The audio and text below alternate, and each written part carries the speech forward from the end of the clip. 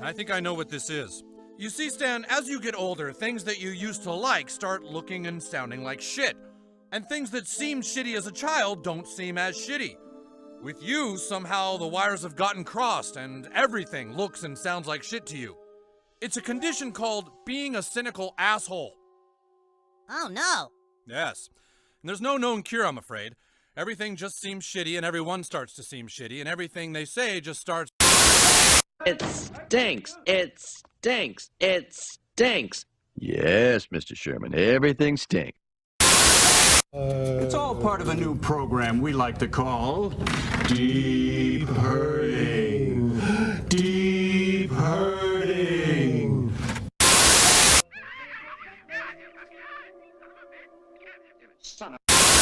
Let's see how you like a little Miak.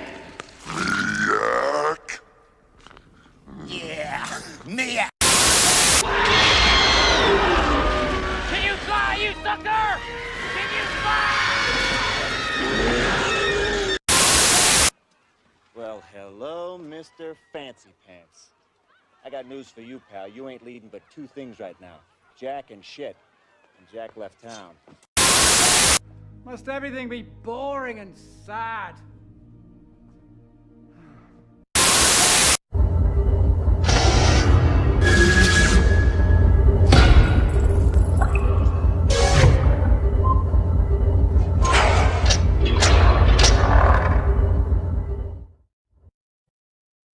Hello and good evening, everyone. Welcome to another episode of Saturday Night Sith number 124. I'm your host, The Fractured Filter, and with me here tonight is, as always, Hitman. How are you tonight, sir? So excited to be back. A lot to talk about. You forgot to say your other name, though. What other name? Your other name that we decided upon. Well, you decided upon it. What? 2 shows ago. I don't recall this. For the month of Halloween, Fractured is actually Mr. Positivity. Or no, I'm sorry, Mr. Objectivity. I apologize. His new name will be Mr. Objectivity. Yes. Anyways, to also bring in along with us is a special peacock appearance, as you would say. But let me welcome him in. For the trailers that we saw. Yeah, when can I play as Ahsoka? Please leave my lecture room. I don't want to see you at one of my lectures ever again. And with us is Sheevster. How are you tonight, sir? Did you say peacock? That's Hitman. That's all Hitman. Yes, you are a peacock, Chiefster. Have you ever tried to tell a peacock what to do? Oh yeah, all the time, obviously. Yeah, it doesn't work out. They don't listen. They do Works for me. Yeah.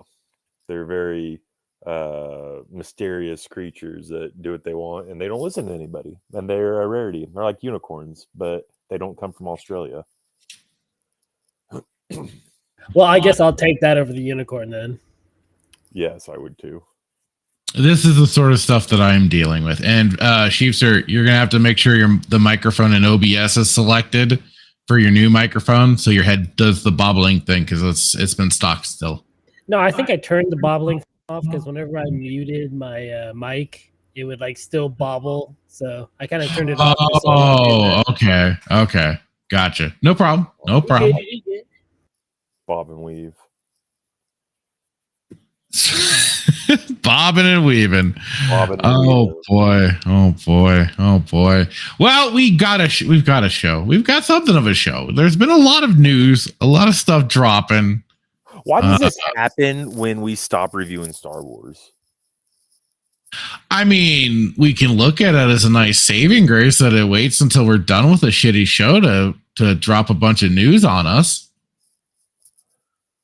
We were begging for content to go over when we were doing Mandalorian and Ahsoka, and I I just miss Book of Boba so much, but we were begging for stuff to go over when we were siphoning through just crap shows, and now it's like now that we were at least too when we were doing that, we just were taking so much time to rip into the show, so it worked out. On the other hand, so we were somewhat distracted with crap, and now we just have more crap. It's like you can't escape either. Pretty much watching crap and discussing crap, or you are hard set on not watching crap shows and still having to deal with crap. So no matter how you slice it, there's no escape from this. There's no escape. None whatsoever. There's no holiday. There's no escape. There's no nothing. But just a big old shit salad. Oh, you just remind me. I need to get that clip. I've been meaning to too. It's just I've just every time we're getting ready for doing this, I just completely forget. You have to remind me of that one, Chiefster. But yeah, I'll have to get that, and we've already got some people filtering into the chat. Hello, Melissa Lord, how's it going? And we've got also Fear Fema saying afternoon all. Hope you all doing good. Just trying to share out the link really quick on this through some of the Discord channels. Whoever knows however much actually comes from any of that, but whatever. We certainly do. And since you've got a limited window, Hitman, I'm blaming you for this part. Because I've been dying to break into the whole Ghost of I've been calling it the Ghost of Yetay. The Yetay. But Ghost of Yotei, but there's I want like a big segment to dedicate to it, but I feel like we need to there's some other stuff that's been a little more currenty anyways. Yeah, I mean, some of this has been kind of interesting, especially the first one I think we'll bring up. Okay, we're all set there. So this I think we'll start out with, which I saw and I thought was rather surprising. Because, I mean, this is admitting something. But from the Hollywood Reporter here, not like getting greeted by this three. But yeah, is Disney bad at Star Wars? An analysis. Do you think we will get them saying that it is bad? Let's take some quick guesses really quick. Man, this could be like two sentence article, just literally going, yep, pretty much it is. It could. Hitman, what do you think? No, they haven't got anything wrong. They've been John since 2011, 2012. I had to put it.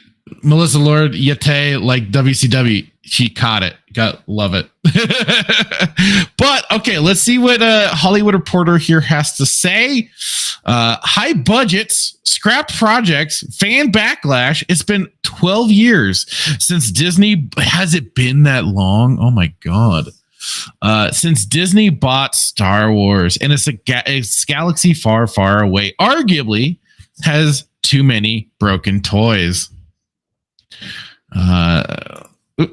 There's an exchange in Star Wars The Force Awakens when Rey and Finn are fleeing from the stormtroopers and searching for a way to escape. Rey spots the legendary Millennium Falcon, declares it looks like garbage, and then reconsiders the garbage will do. I mean, all the shots fired.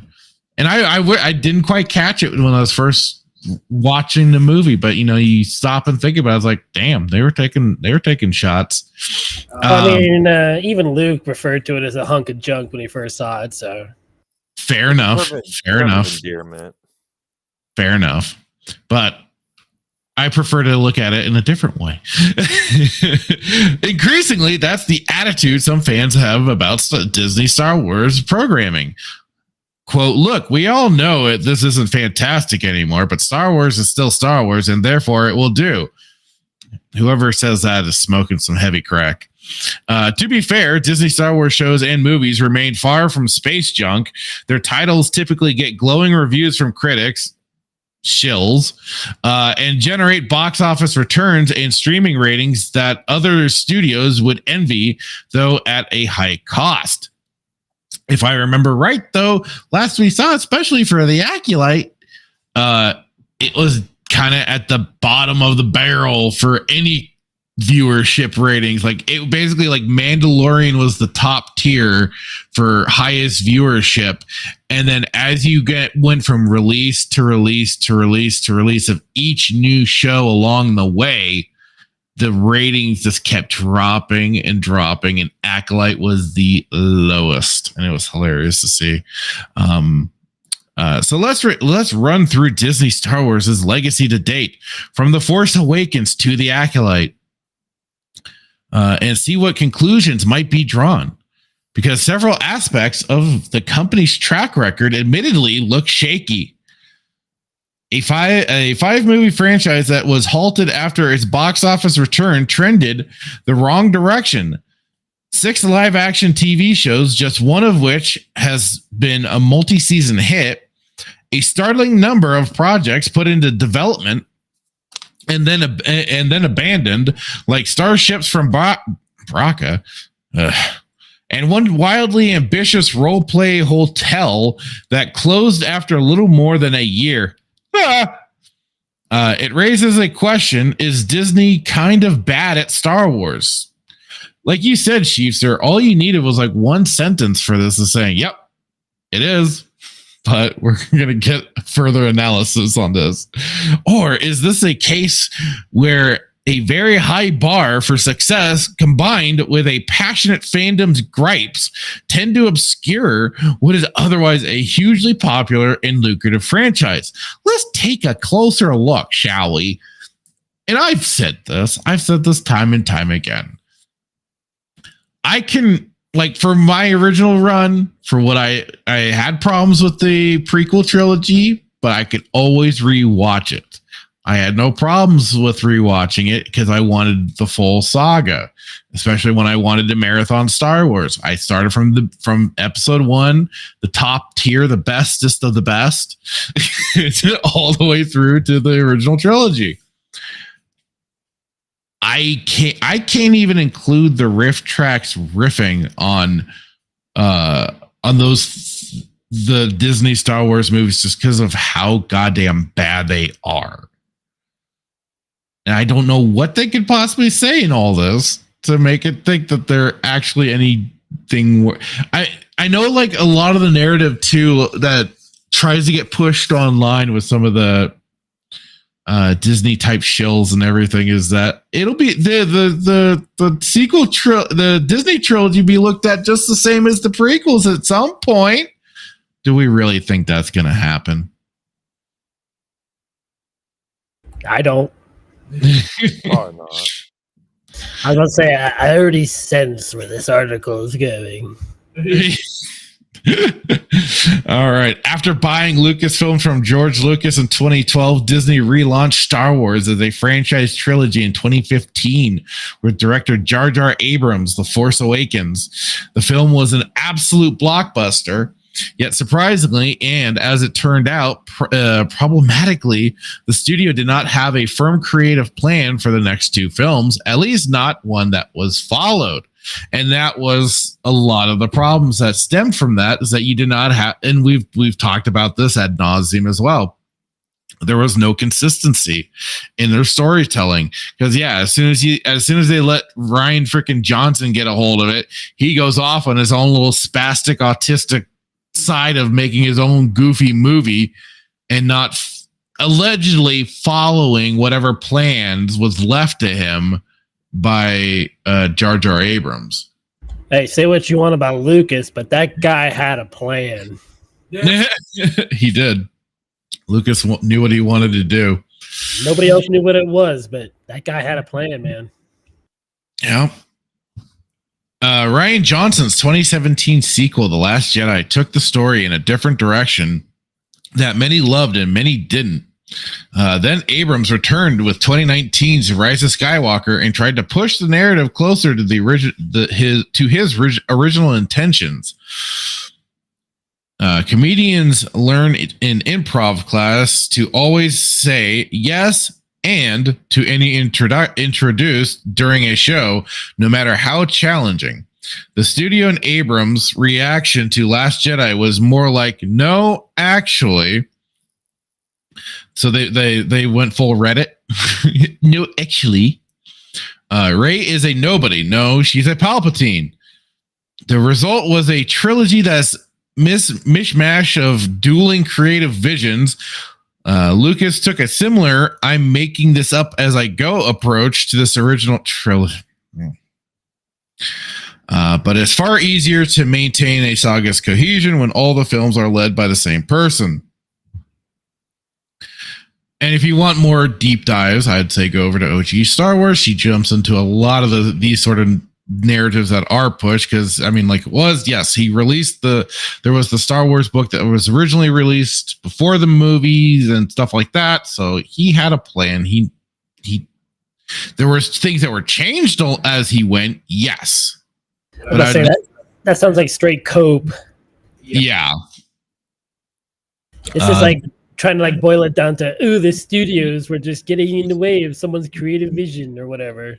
Right. The film's box office also told a story. At a time when Disney Marvel's movies kept breaking new ticket sales records, Force made an extraordinary $2 billion worldwide. Jedi dropped sharply to a still huge $1.3 billion, and then Skywalker made $1 billion, which is, still $1 billion. There are incredible numbers for any film, but they were going the wrong way. When the third entry in your trilogy, launching a new franchise, sells half as many tickets as the first, you probably made a wrong turn somewhere. And listen, the thing was that first movie, regardless, was going to make money. It had been quite a while since we'd had a new Star Wars movie. People were hyped, regardless of some of the stuff that was being shown. Everybody wanted to give it a chance to see what was going to happen. Some were ahead of the curve and were already like, no, they scrapped Legends. They scrapped the EU, called it Legends, and gave, basically the early signs of giving the OG fan base the finger. But even I was like, okay, let's try and give this something of a shot, see how it is. And I still blame Das for this. He gets pissy when I've gone on Star Wars rants, but he's the one that started it. He's like, tell me if you notice. I'm like, well, what does he mean by that? What could he mean by that? So I went in with certain expectations. I was watching the movie, watching it. I was like, what could he have meant by that? What could he have meant by that? And then it happened. The 1, 2, 3 mind trick. I'm like, oh, motherfuckers. And there was the beginning of the end.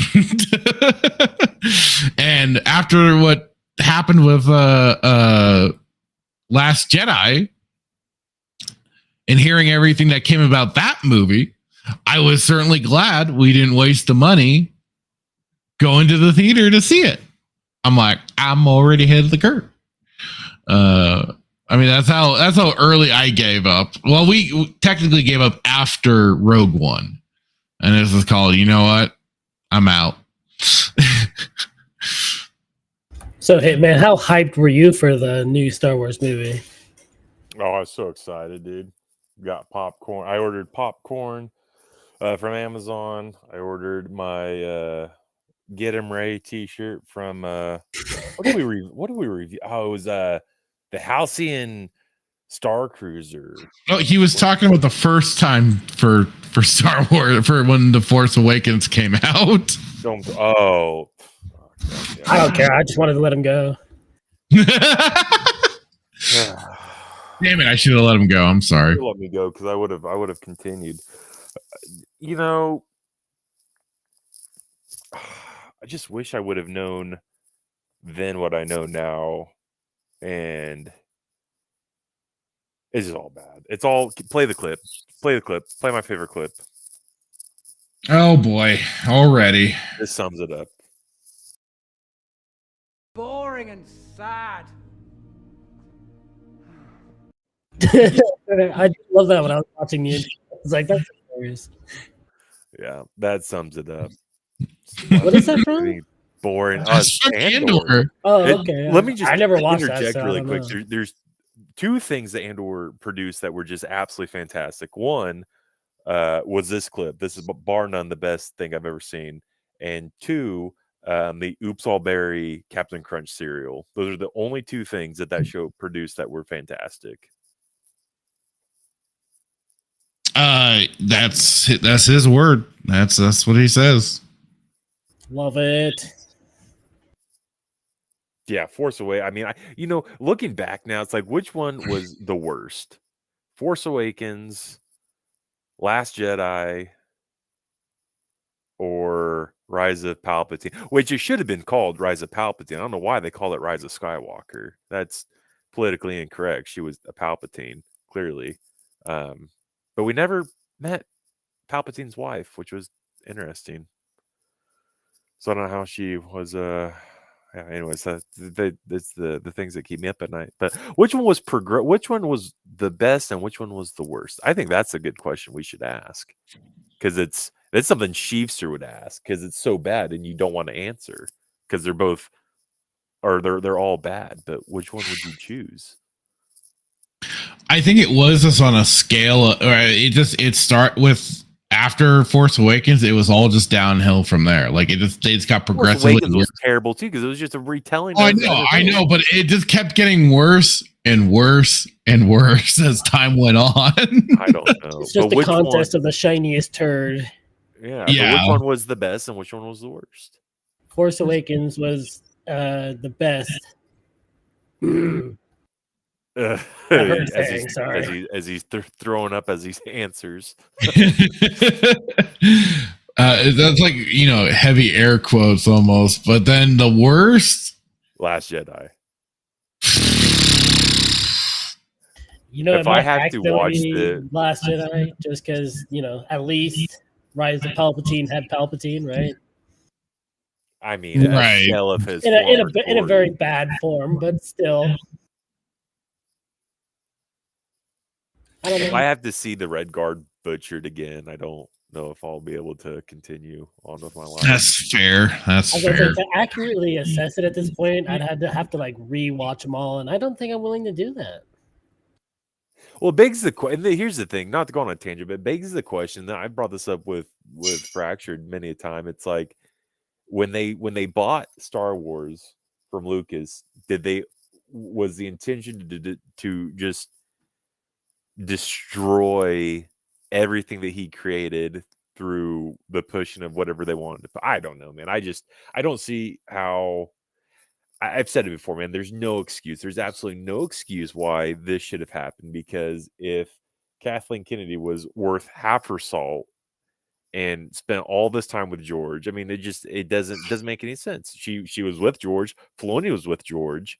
I just don't. I mean, it's just a tired old tale that we talk about. But Kennedy was too busy getting coffee, and Filoni was too busy humping dogs. Well, I mean, yeah. So I would probably agree with you. I think if I had to choose, Force Awakens was probably the most tolerable. I only threw up probably 4 times during that movie versus Last Jedi and Rise of Palpatine, but it just shows you like how bad it was. But here's the thing: the question is, are they ever going to admit that they were wrong? No, I still no. I mean, there was a point where they were going to actually be surprised. That would actually be surprising. But was there not an article that we reviewed years where there was a possibility of retconning one of the no, that's always just been fan rumor and stuff like that. People like Doomcock and everything trying to keep the whole like the civil war between Favreau and KK and everything and all that sort of dumb bullshit. Yeah, no, there's no such thing happening. This will be something I want to ask. So we got these 3 just atrocious movies. which movie's gonna take the cake? Is Mandalorian gonna come on the same level of atrocity as these three? Oh, I'm gonna have to say yes. You think it will be worse? I don't know if it'll be worse, but it'll be probably at least on the same level. Okay, well, let me Force rephrase Awakens. the question. Which one will do more damage to lore? What we already got with 7, 8, and 9, or what they're going to do with Mandoverse? Because I guess it's just going to be one movie, I'm assuming, unless they're going to do 3. I don't know what they're going to do. But... I mean, because now they're kind of. This is the thing. They've now established their own continuity. They can do damage in the sense of they keep stepping on the corpse of the EU and desecrating what came after Return of the Jedi and everything in the same way that they've done. But now it's like it's kind of entered its own field since they're outside of the original trilogy and even the prequels. Now it's just kind of called they're making up their shit as they go. Well, this might be a better question. And can they do any more damage than they've already done?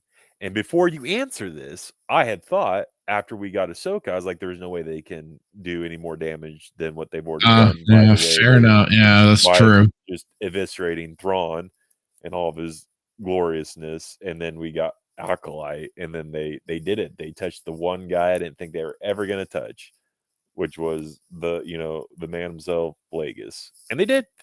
So yeah, they brought him in. What more damage can you do than what Acolyte did to the whole?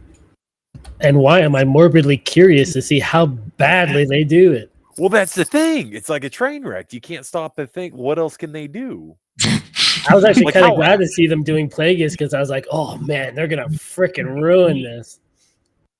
But to those of us who love Plagueis, that's just, I don't know. I was saying, where else I'm just enjoying the anger of it. Right. Where else do you go? You made Palpatine look like an idiot, and with Order 66 and letting all the Jedi survive. Well, and the thing is that at this point, they're going to be going into their own sequel trilogy, so it's just kind of called, all right, now we're just going to be getting right back to where we started this journey with Disney, back to their trilogy. And we know how that turns out with Luke. We know how it turns out with Leia. We know how it turns out for Han and Chewie and everything for their continuity. So it's just like now it's just kind of reaffirming and their lore and what's to come. By the way, if anybody is listening and they don't think that I guess this can get any worse, I guess I was just reminded that we watched Skeleton Crew trailer, and that makes everything that we've watched thus far look amazing. I guess that's the thing. Always remember, it can always get worse. Oh, for sure. I didn't think it was Acolyte, and then Fractured pulled me in and forced me to watch that Stranger Thing-esque trailer of Skeleton Crew. I got very Stranger Things. Did I? Who crashed?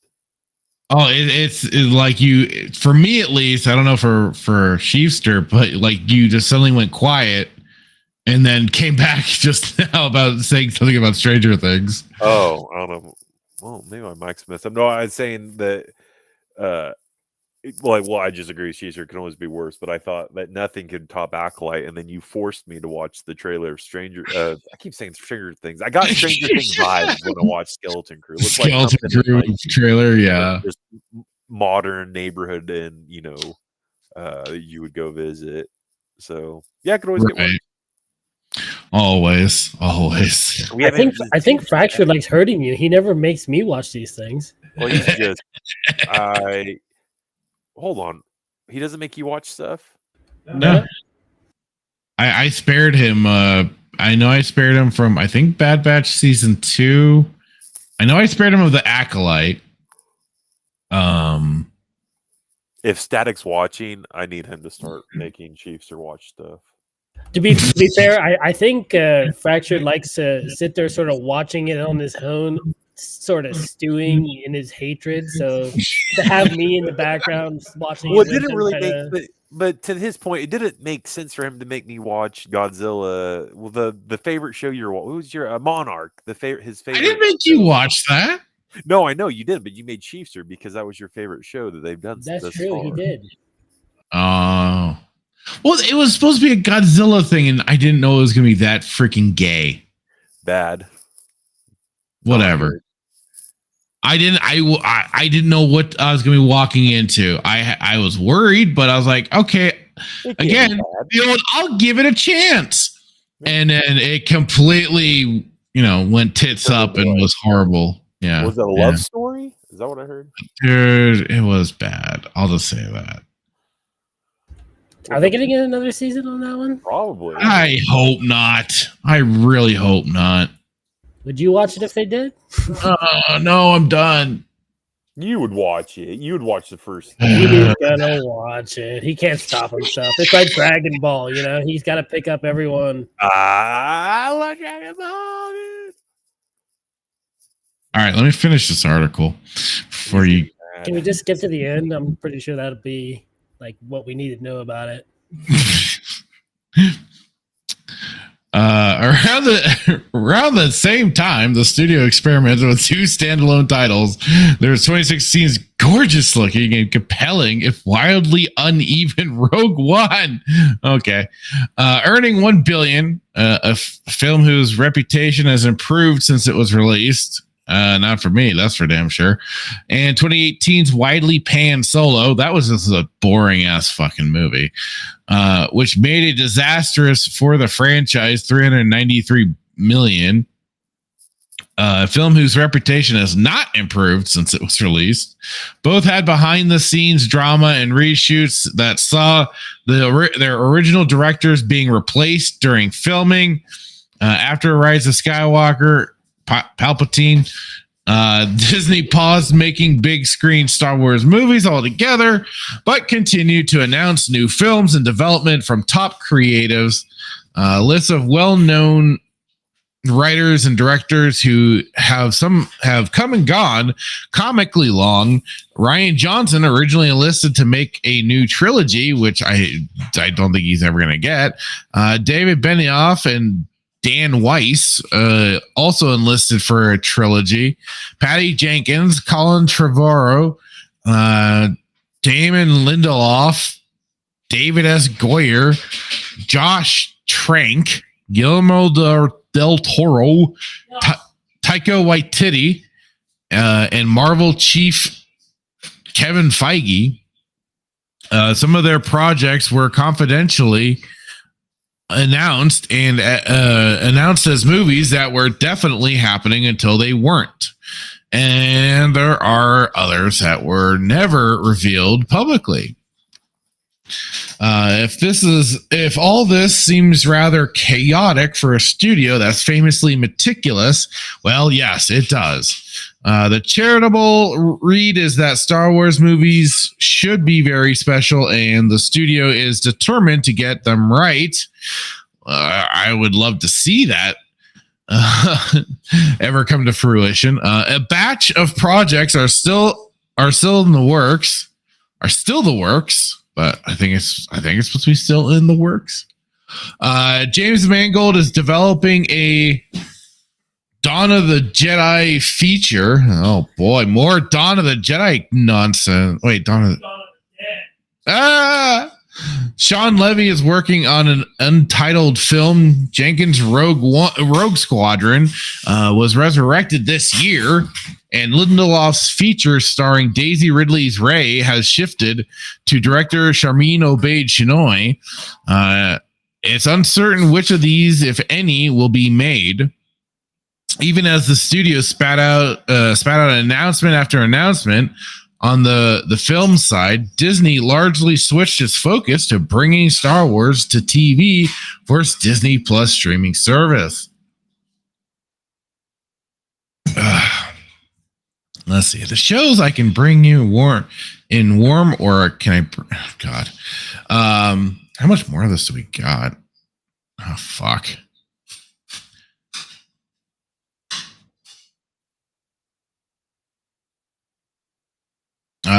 Once again, Disney came out of the gate incredibly strong. The 2019 debut season of Jon Favreau's Mandalorian nearly single-handedly made Disney Plus an out-of-the-box success, charmed critics and audiences, and was even nominated for an Emmy for Best Drama. Moreover, The Mandalorian proved live-action Star Wars on TV was possible.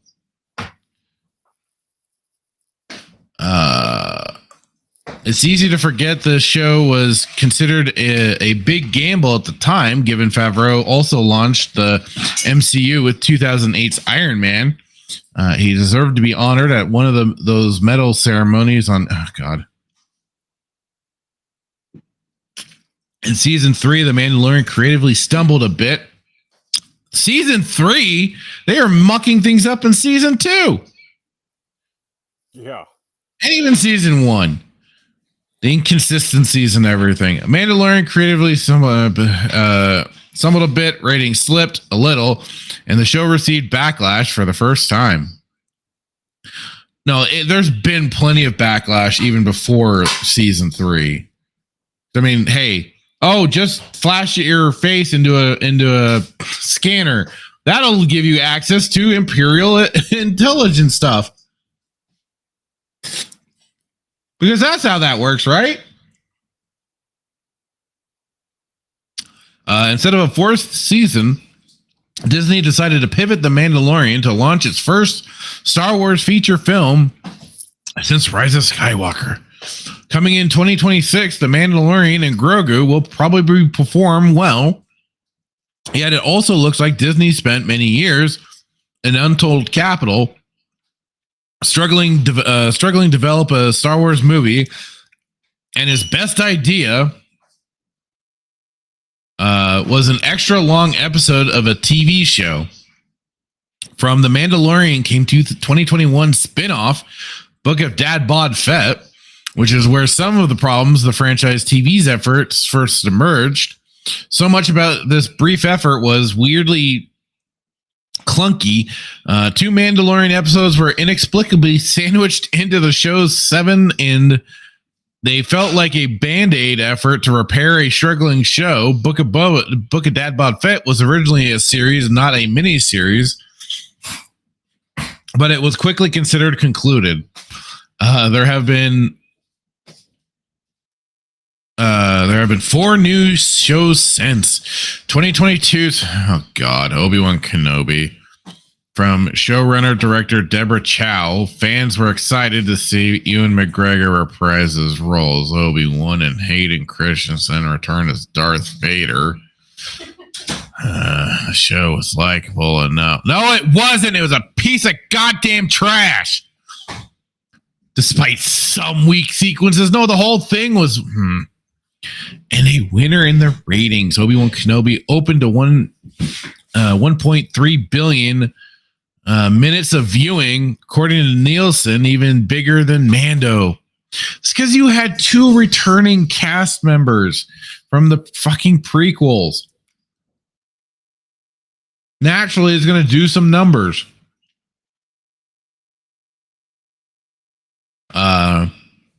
So bigger than Mando's season 3's opening of 823 million, and concluded with a strong 860 million for its finale. Kenobi couldn't even get through a freaking toll booth spot without having to go around it, and he had to shoot it. Like, what the? That goddamn show. I was about to say, that's just literally people watching it to see how badly it ends out. Basically. Kenobi was a limited series, however, and there are no current plans for more episodes. Ewan McGregor's definitely trying, though. 2022's Ander. Good old Ander. From Rogue One, fixer Tony Gilroy, who returned to make a prequel series to the to the film, he swooped in to rescue midway through production. Andor was a grown up. Yeah, that's where my anger just boils over. Andor was a... Why the fuck is it doing that? Stop it! Andor was a grown-up Star Wars title that felt grounded and heavily used practical effects and on-location filming instead of the LED volume wall technology used by the other shows for their backgrounds, which sometimes makes them look like a blurry stage play. The show was also massively expensive, with a budget estimated to be as high as $250 million for 12 episodes. Critics and its fans loved the result, however, and Andor was Emmy nominated for Best Drama Series at 96% on Rotten Tomatoes. Andor is actually the best reviewed live action Star Wars TV show or movie. But even that is still a piece of shit. I would say I don't believe that. That's fucking botted, man. Because for it to beat out Mandalorian out of all things, which is, the normie slop of, the greatest tier, I don't believe that at all. The problem was that you had people of this side or whatever also jacking the series off. That was also, I think, what got more attention from the certain, different sides of all this bullshit. Because you had people like Critical Drinker and Mahler from the EFAP crew. They were all jacking this goddamn show off. Why? I don't fucking know. I didn't see what the hell they were talking about. I saw it as a boring slop mess. But I think some of those sorts of YouTubers and stuff like that might have helped bring in a little bit more of an audience, just a little bit. But yeah, I think you're right overall that it's kind of weird that it could have surpassed Mandalorian for views and stuff like that. I guess it makes sense because, the Tomatoes site is all about the critics or whatever. So critics were jumping over themselves like, ooh, we got the adult version. Ooh, this is Star Wars all grown up for me. Yeah. So, of course, it has the higher score because these guys were, tripping over their own schlongs to give it the perfect rating. It's like, I would love nothing more. I wish I had it readily available, but, once upon a time, with a little book series started around the time of a game of Dark Forces for the adventures of good old Kyle Katarn, where even with the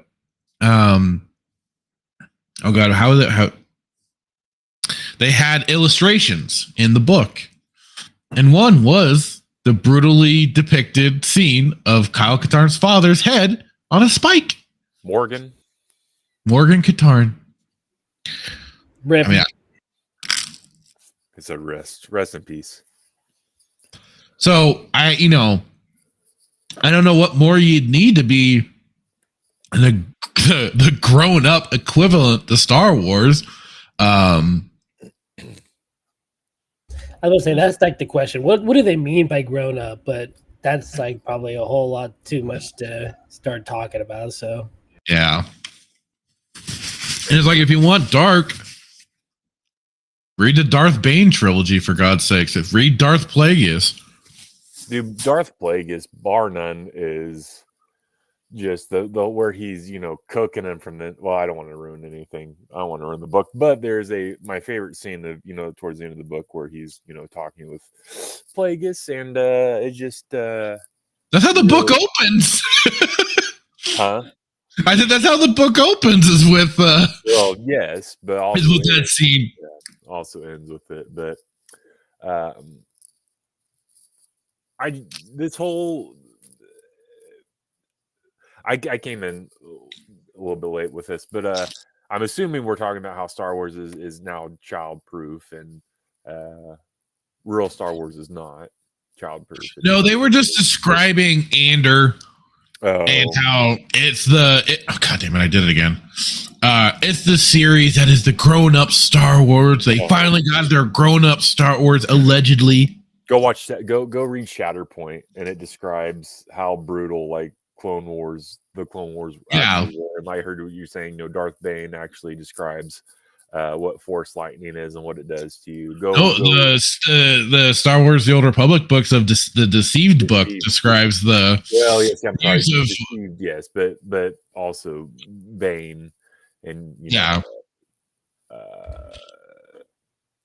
I mean, my goodness, and I will always go to, that's why I'm Malgus, but I always go back to where, Veridin, drives his lightsaber through his Twilight lover's heart. I was like, I know.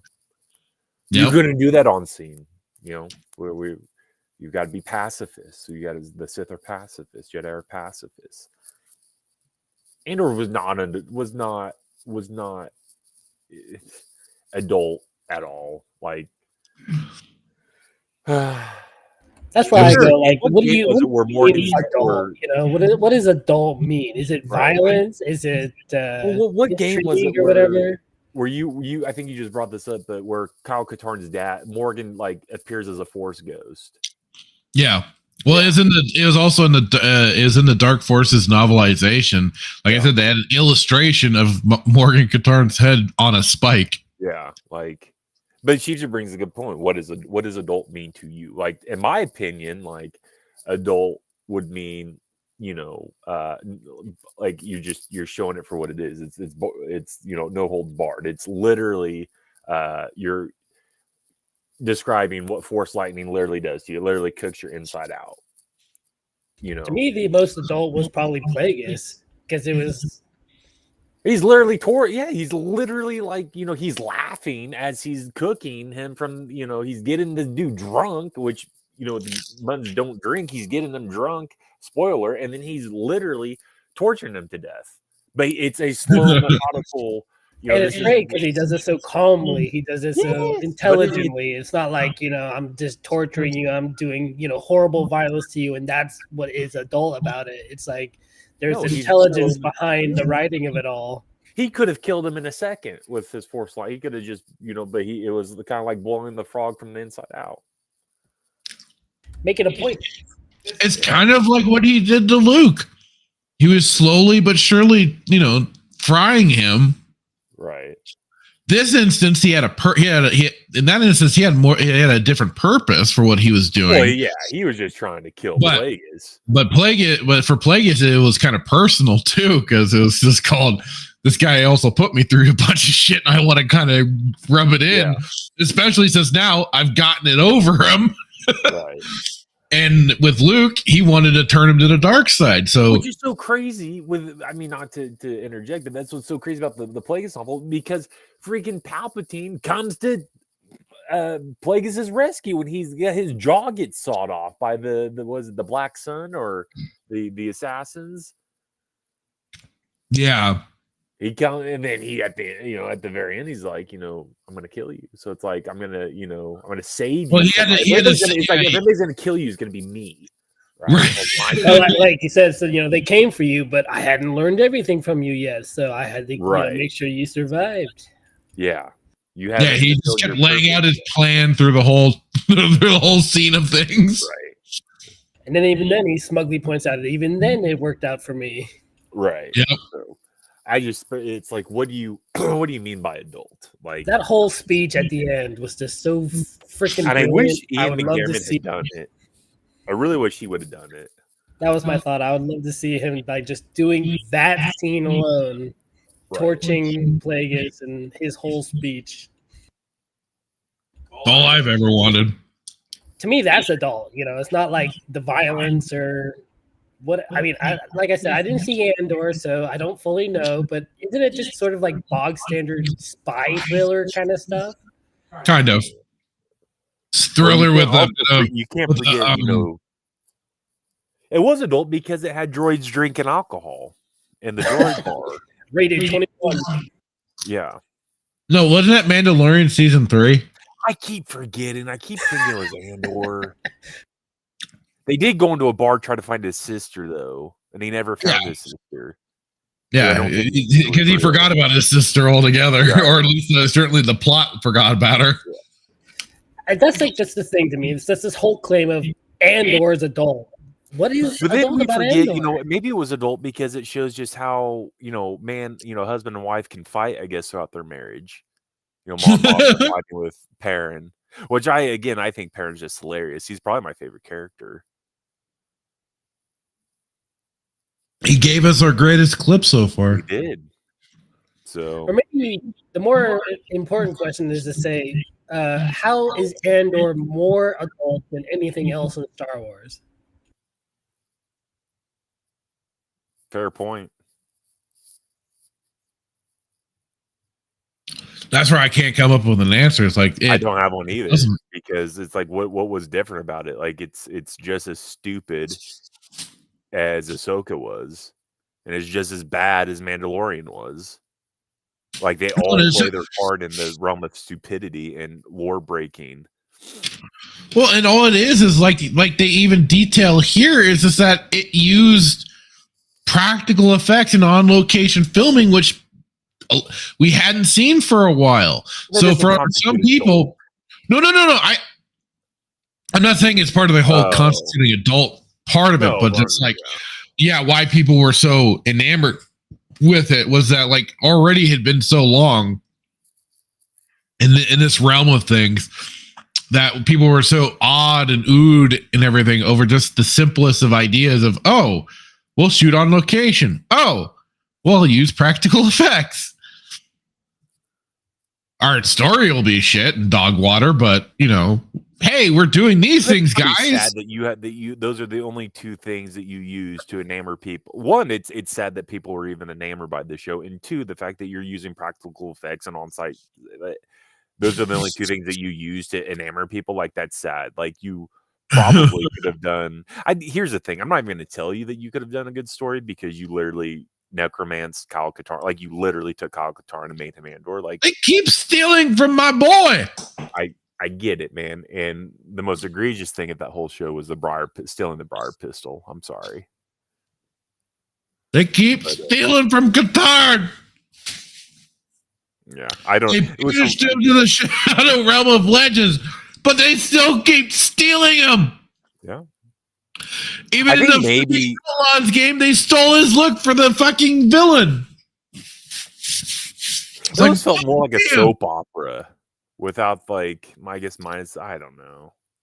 I don't know why when they say adult, like I tried to rack my brain around like giving an answer as to why it's more adult because literally you think because no different than Ahsoka, it was just as bad as acting. It was just as bad of acting. Oh yeah, absolutely.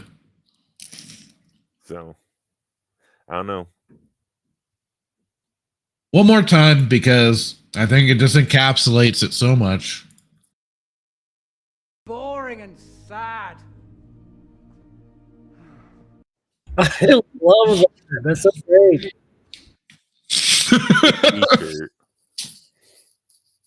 I mean, it's just so accurate. It's like that's what it was. Was this boring? You can't help. It was sad because of what they did to certain characters. They forgot important characters. You know what's funny? If that line was impromptu. Like if the actor actually, something. Yeah, the actor's like, this is actually sad and boring. And that's why we'll never have an Andor season 2. I would gladly shake that man's hand if that were true. Like, you, sir, are a champion. But this raises the question, like if you botch your season 1, like if you tell such a bad story, what are you like? How can you even come up with a story for the next season? I want to know where the money went. I want to know where the credits went. The 80 million credits. Yeah, I'm still. And Rhino still needs to tell me where they went. Yeah, we haven't gotten closure on that. No, I mean maybe that's what season 2 will be about. It'll be finding his sister, and where the 80 million credits went. And where Luthen got all of his relics from. Like, I want to know the holocron. How did he get the Sith holocron? And where's a Sith and Jedi holocron? Yeah, I want to know that. I'm still where's wondering Palpatine? why. Because you know Palpatine's not dead. Where's Bail Organa? Yeah. You heard why? It's ridiculous. That's what I want. That's what season 2 should be about. Where did he get Starkiller's armor? Oh God. Where did he get the holocrons? And how did he know who Indiana Jones was? That's right. He had the stones with the 3 markings on there. He did. That's right. I forgot about those. You could dedicate just 2 seasons alone to just what's in his shop. Well, there was a comic where they kind of intertwined the 2 back in the day. I don't know if that's considered canon, but yeah.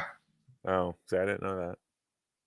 That's what I want to know. I'm more concerned about Indiana Jones and then the Sith holocrons. Oh God. So, and what's so irritating is you put that in the show, so therefore you do have some type of knowledge of the EU. Yeah. Or you just researched stuff that George created and you're like, oh, well, that'd be cool. We don't know what this armor is, but we'll just throw it in the shop because it looks cool. I was about to say they're just skimming Wikipedia. Wikipedia. That or Filoni came along with here you guys, you can put all this in here. It'll be fun. My cowboy hat has a great idea. It's spoken to me in my dream. Do you think he showers with that thing on? I think he does. Probably. His shoes. His white New Balance shoes. Somehow that's nastier. So. Yeesh. All right, let's get through the rest of this. Andor's ratings did not fully reflect this esteem. It opened with 624 million minutes.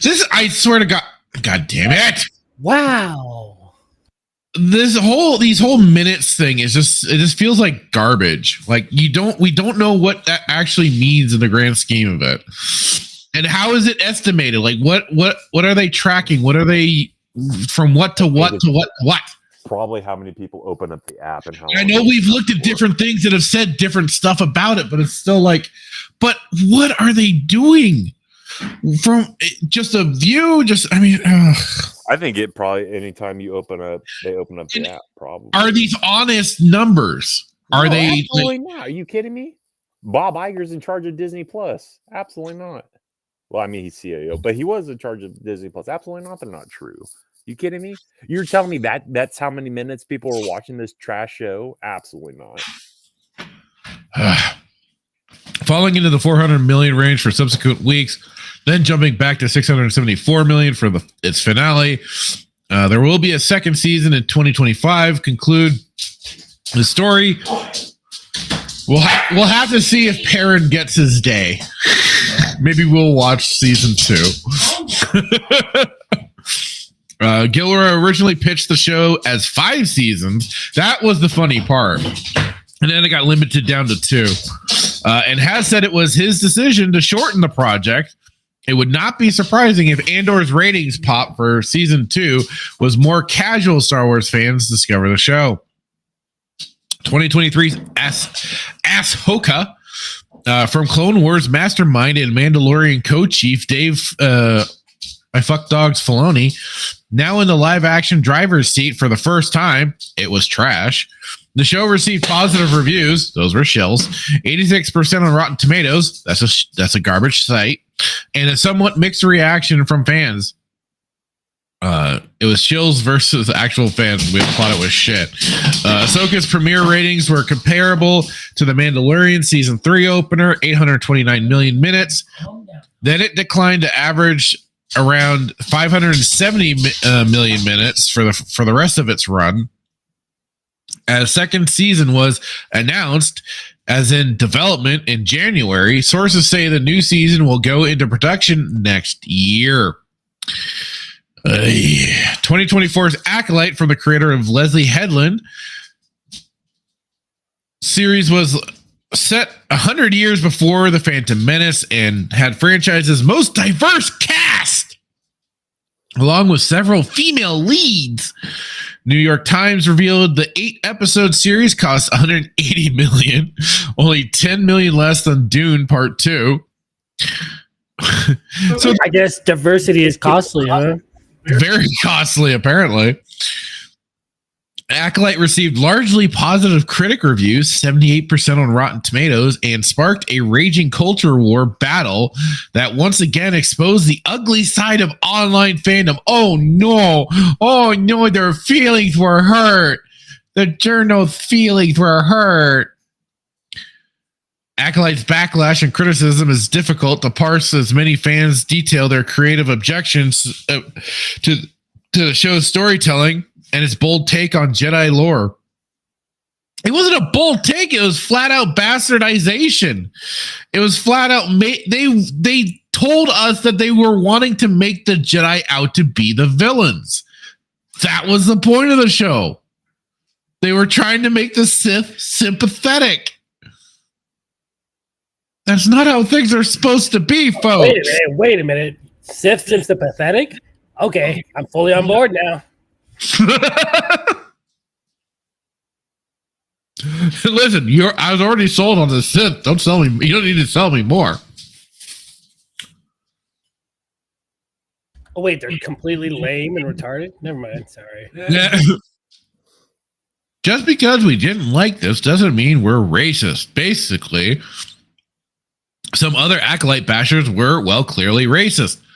And some Acolyte lovers were clearly pedophiles. That has a very clear bearing on the critique of the show, obviously. Obviously. The Acolyte's premiere ratings were the lowest to date for a live-action Star Wars series launch, 488 million minutes, according to Nielsen's U.S. streaming figures. Then the show's ratings sunk further. Oh, no. I guess With all the those Acolyte, people not watching were racist? I guess, yeah. All those people dropping out, stopped watching. Bunch of racists. Let's see, where was I? Sunk further, Acolyte dropping out of Nielsen's top 10 entirely for several weeks. Not typical for a Star Wars show, but it was hilarious. It was impossible for Disney to spin this one as a concluded story. The season ended on a cliffhanger. They used our boy Plagueis, bunch of dipshits. But The Acolyte is not getting a season 2. The cancellation has been portrayed by some defenders as baffling, even conspiratorial. But the show's ratings, trend, and reception point to pragmatic decision on the studio's part.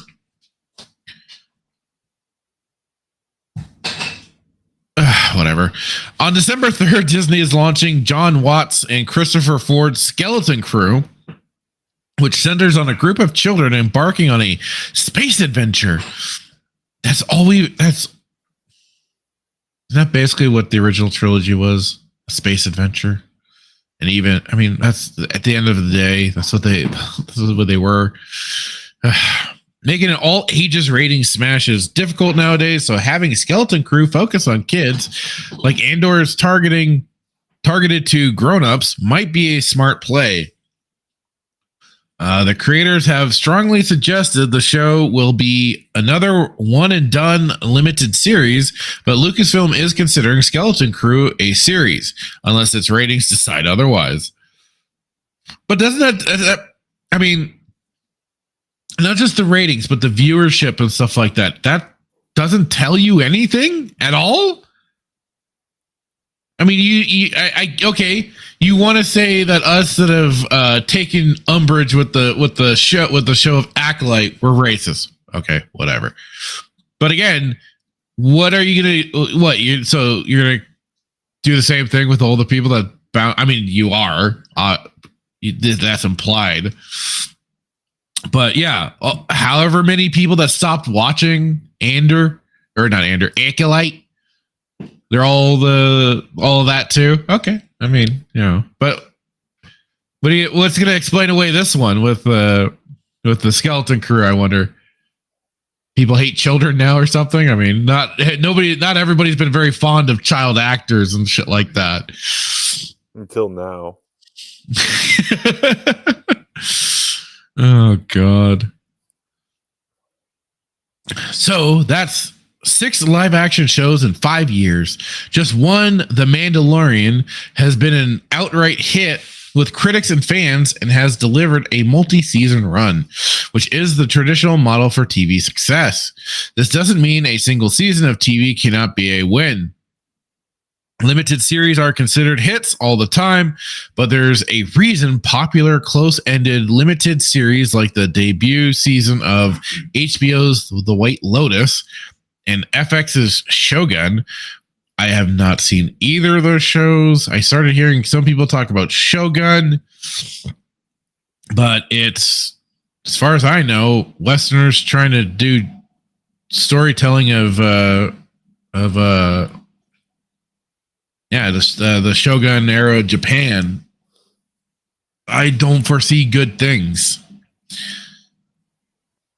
Were given second season orders and became ongoing series.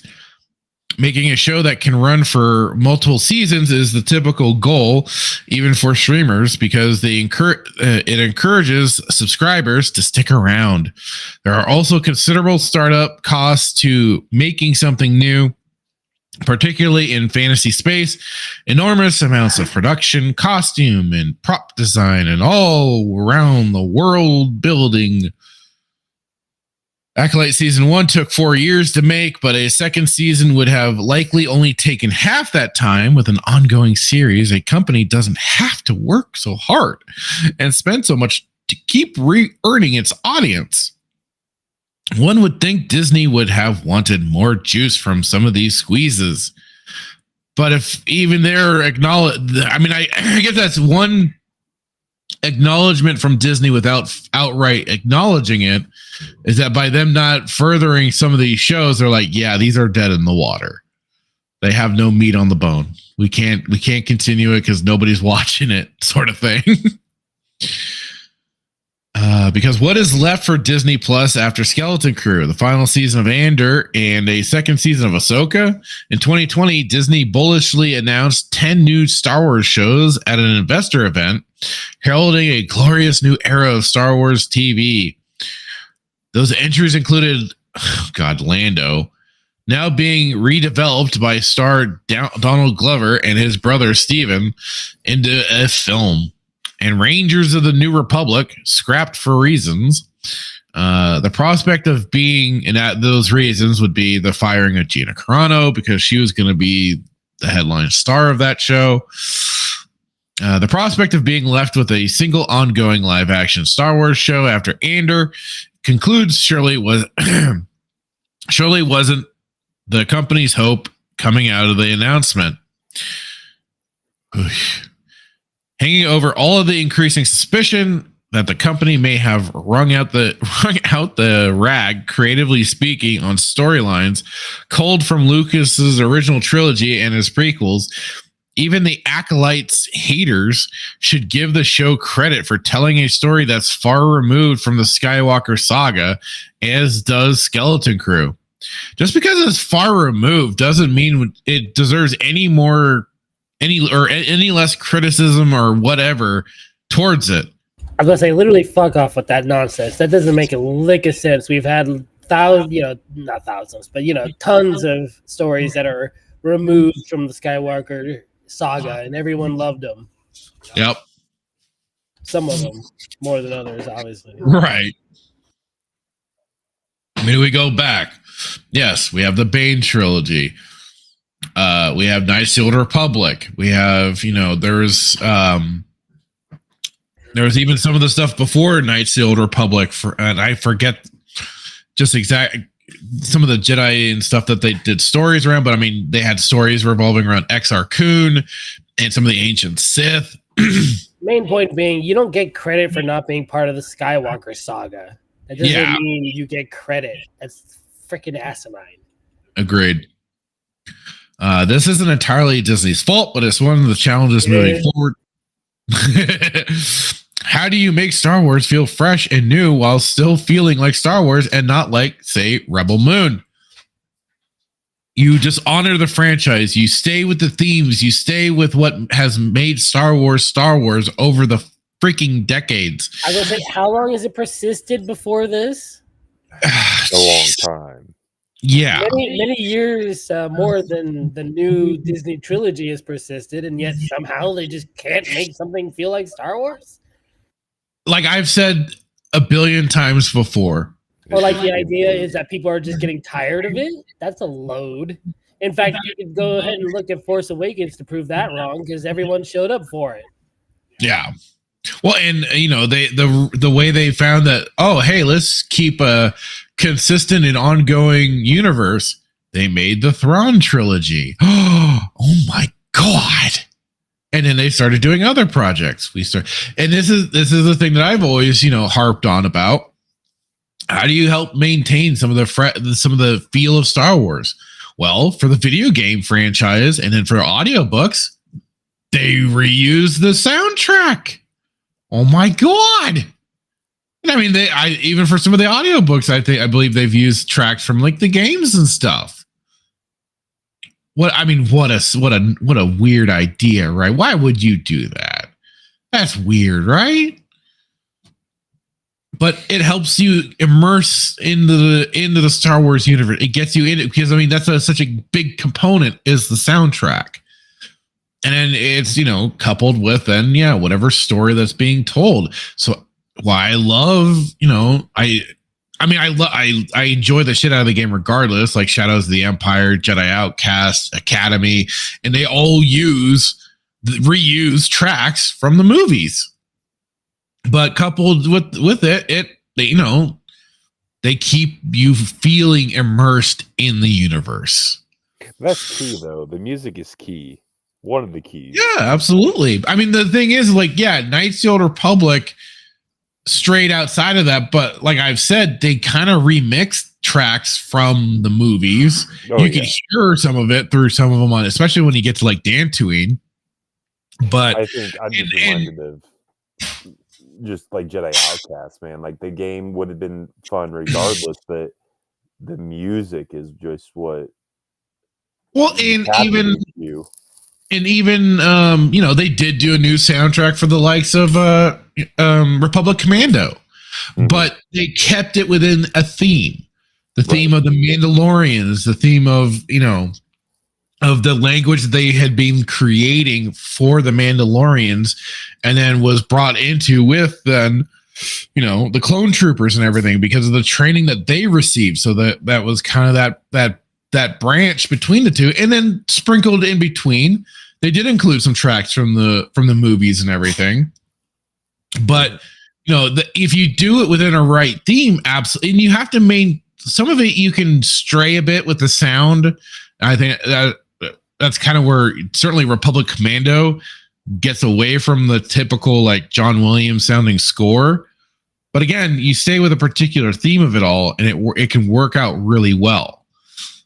I mean, people still will reuse Vaudan and stuff like that from that game, and very brilliantly so put that over Canderous, talking about past battles and the Mandalorian Jedi Wars and stuff like that. Well, that just goes to show you that it doesn't have to sound exactly like John Williams' Star Wars for people to go, oh yeah, that's good. It fits the theme, it fits what they're doing. Right. And it maintains that orchestrated gravitas of the original soundtrack. Mm-hmm. And that's it. Come on, guys. What are you doing? Some freaking video game developers did a better job than you twats. The company has enjoyed more consistent results on the animated side, which has been largely championed by Filoni. Shows such as Rebels, Bad Batch, blah. Visions, haven't watched. Tales of the Jedi, didn't even bother with. Especially once I saw there was like nothing but a bunch of episodes involving Ahsoka. I was like, fuck that, I'm out. Were critically acclaimed and well liked by fans. Visions and Rebels have the highest Rotten Tomato scores for Star Wars content, tied at 98%. Another title, Resistance, another Filoni project. Don't forget, people. People trying to wash him of that, but nope, he's just as responsible. Received about 1/3 of the Nielsen viewership of Rebels and ended after 2 seasons, which its creators saying that the story was simply finished. And what about Disney Plus subscriptions? Aren't subscriptions the real coin of the realm here?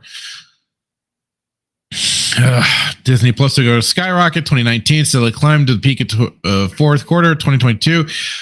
They climbed because everybody was on lockdown and they were looking for stuff to entertain themselves with, so they subscribed to these stupid platforms. And now it's gonna probably 26 subscribers, and it started dropping for the first time. Currently settle around 153 million. What people were finally free. They were able to do what they wanted again, go outside and do shit. COVID restrictions for the most part has gone away in most areas. Lucasfilm president Kathleen Kennedy, who has produced some of the most beloved and iconic movies, she gets coffee for people. And even then, being a producer doesn't mean a whole lot other than maybe like managing some of the funds and stuff, but it doesn't mean you have a creative fingerprint on anything. It just means you were kind of nebulously there and just helping with the business side at most. In addition to successfully relaunching Star Wars in cinemas with The Force Awakens and trailblazing into TV with Mando, how does she get credit for any of this? All she did was basically said, yes, go ahead, make your stuff. Has overseen the Star Wars franchise since 2012. Any mention of Kathleen Kennedy amid a look at the Star Wars track record cannot be separated from the fact that she has been the target of hateful, ugly fandom attacks. South Park also piled on the mockery, by mocking her in a recent episode. Still, Kennedy shouldn't be considered immune from criticism. And one thing recent political headlines have shown is the myth of only I can do it leadership. On the parks front, the company doesn't publicly release its attendance numbers for each land, so it's tough to clock exactly how Star Wars Land Galaxy's Edge is faring. Considering they shut down their whole hotel side of it, I think is a pretty big indicator of how bad it's faring. I do kind of love that though. The whole poor little Kathleen Kennedy, who's a multimillionaire, is getting attacked by random online trolls. You can't ignore that. I have to put a line in the article about it because it's just so awful. How dare they? Hey, I said to somebody too, you can't go whining, bitching, and moaning about some of the heat you get if you've made yourself a public figure. I was gonna say, back in the day, it would have literally been a letter, sent to them as fan mail or whatever, and they would have just torn it up and ignored it. So what's the fucking big deal? Put it in the paper shredder and be done with it. What, because the intern who monitors their social media account cried from seeing it? Exactly. They were twiggered. Like Kathleen Kennedy saw any of this? I highly doubt it. I know. Yeah, exactly. Probably only heard about it when a journalist told her about it. Probably, yeah. It's faring in Disneyland's across the plant. Company's third quarter investor report stated the attraction remains one of the most popular in the park and ranks number 1 in guest satisfaction. They also sold 1.2 million lightsabers. So there. Yeah, Hitman, how do you like your lightsaber? You got one from Galaxy's Edge, didn't you? No, I didn't, actually. Oh, I thought you did. No, I thought about buying the Palpatine one. I was gonna say it's got to be a Sheevster lightsaber. Yeah, but they didn't have it when I was there. So okay. I thought you had. You had. I'm sorry. No. My bad. Okay.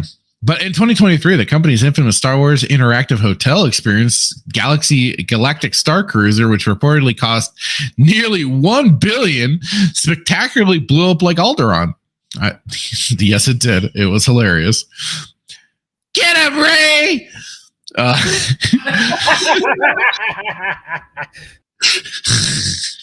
That's the one thing I know about that because I've seen it elsewhere. I'm actually surprised I beat Hitman to it. He's usually pretty first to fire that one off. We love you, Ray. Oh, was that it? I thought it was also get him, Ray, because it was when Kylo Ren was boarding this. Get him, Ray. We love you, Ray.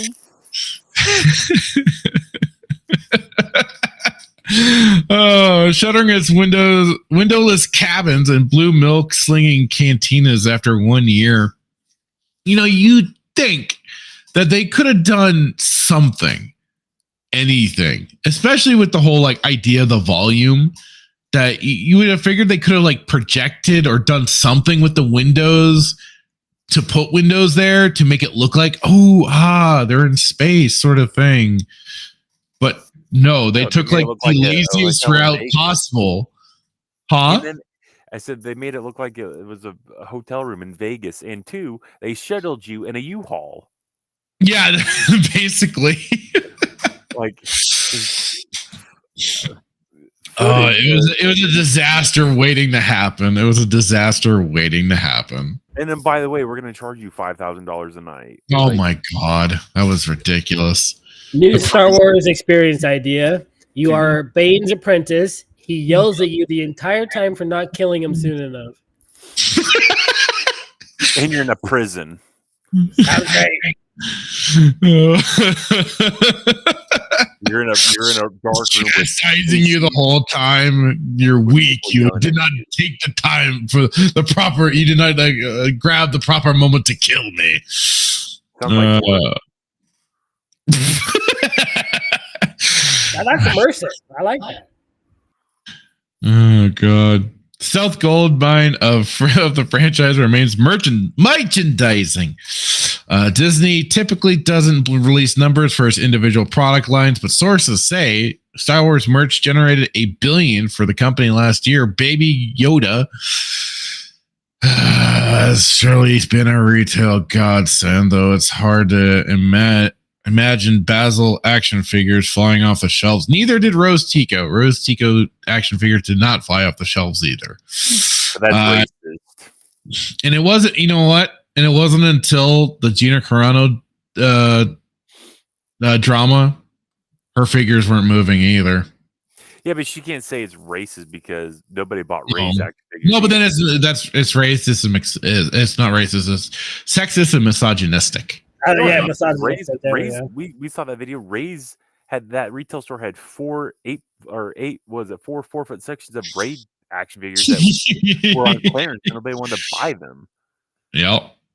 And she's Caucasian, so like it's not racist. Well, and same thing with Carano. Like I said, if it wasn't for the drama, her figures were moving about as fast. Right.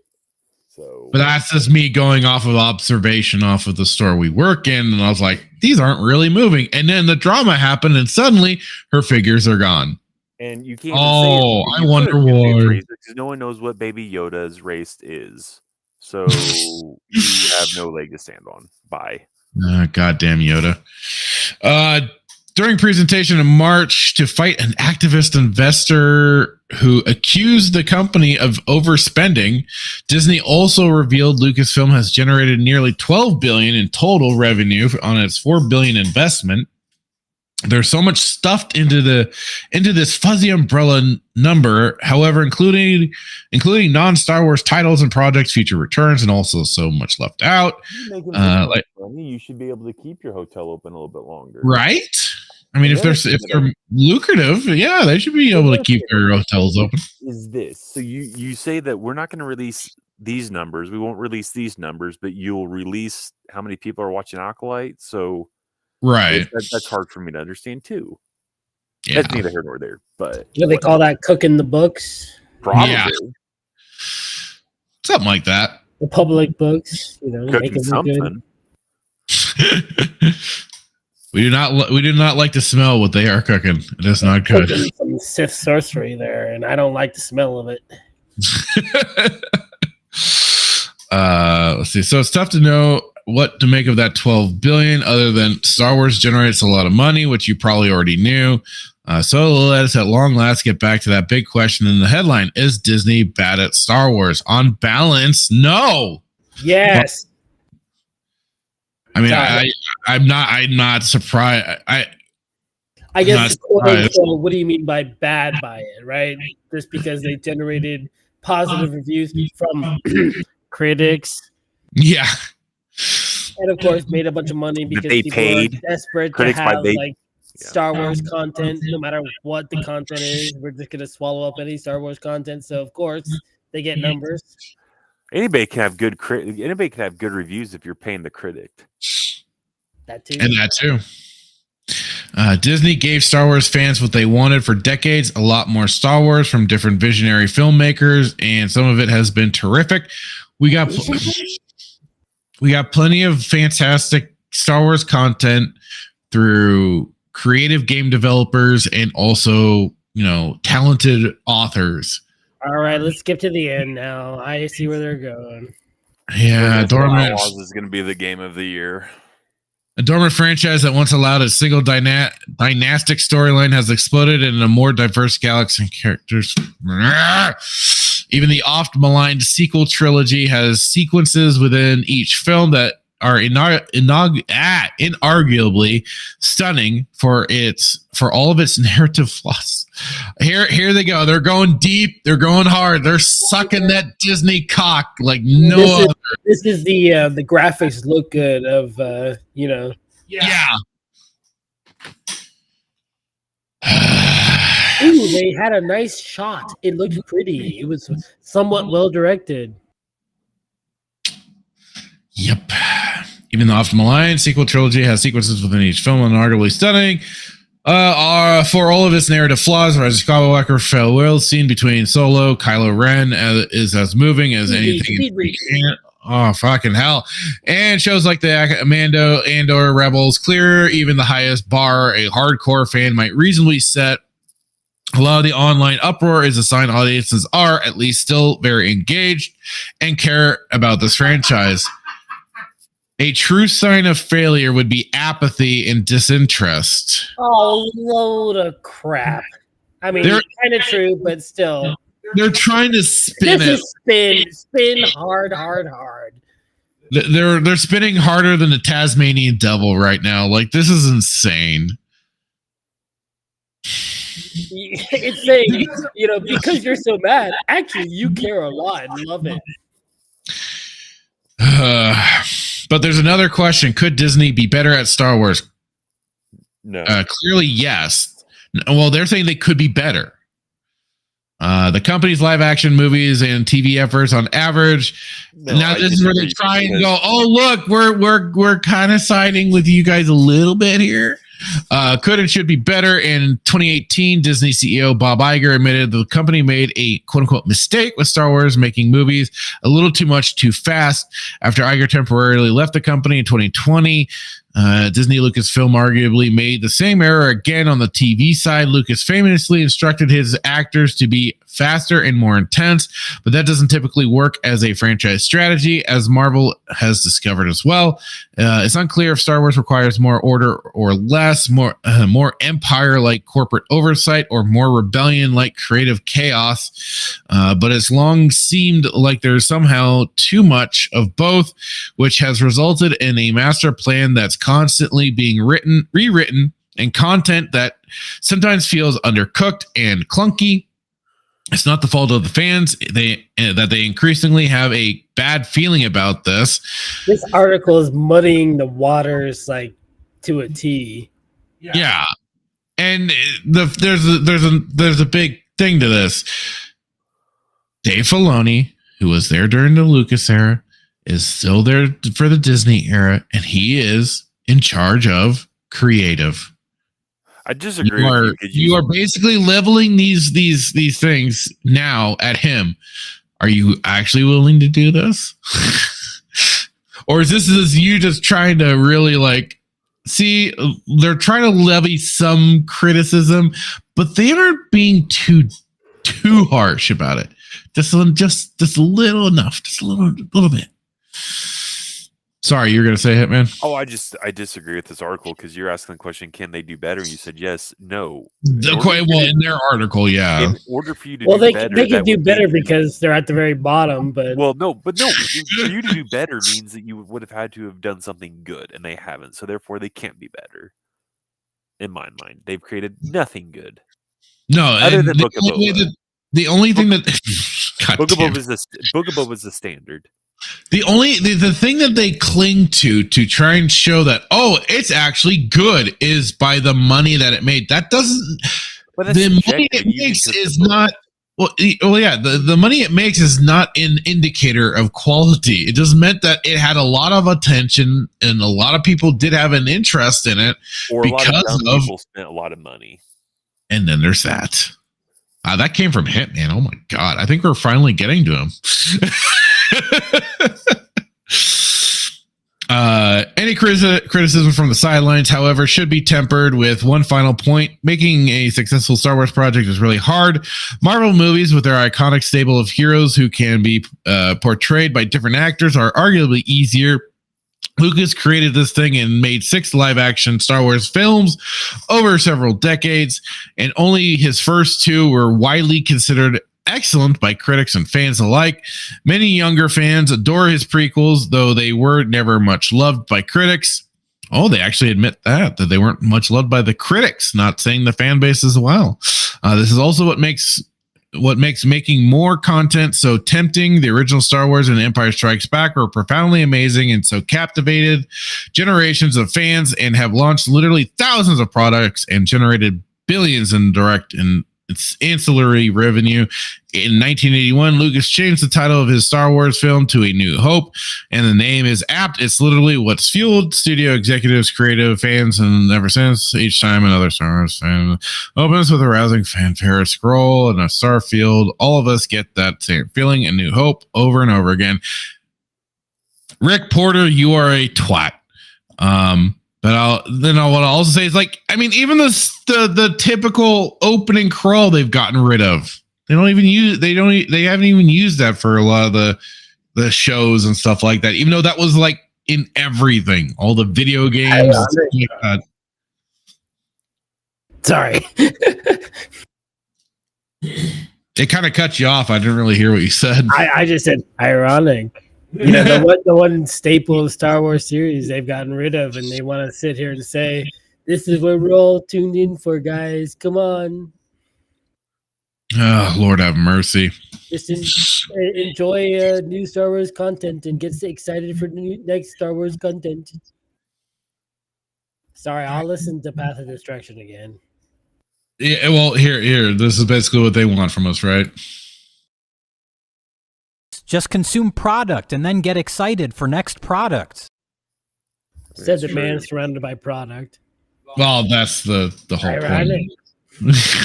Goddamn irony. I'm sorry, I'm just joking.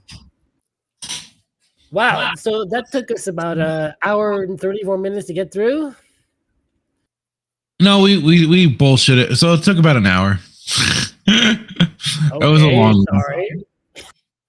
Well, we bullshitted for about like 20 minutes or so. To skip to the end next time, because I knew where this article was going. We probably could have, yeah. Don't get me wrong, I enjoyed it, but yeah, that was. Well, this is what happens when you go in blind to some of these articles. You don't realize what you're walking into exactly. Oh, I knew. Well, I mean, other than it's called The Hollywood Reporter. I knew.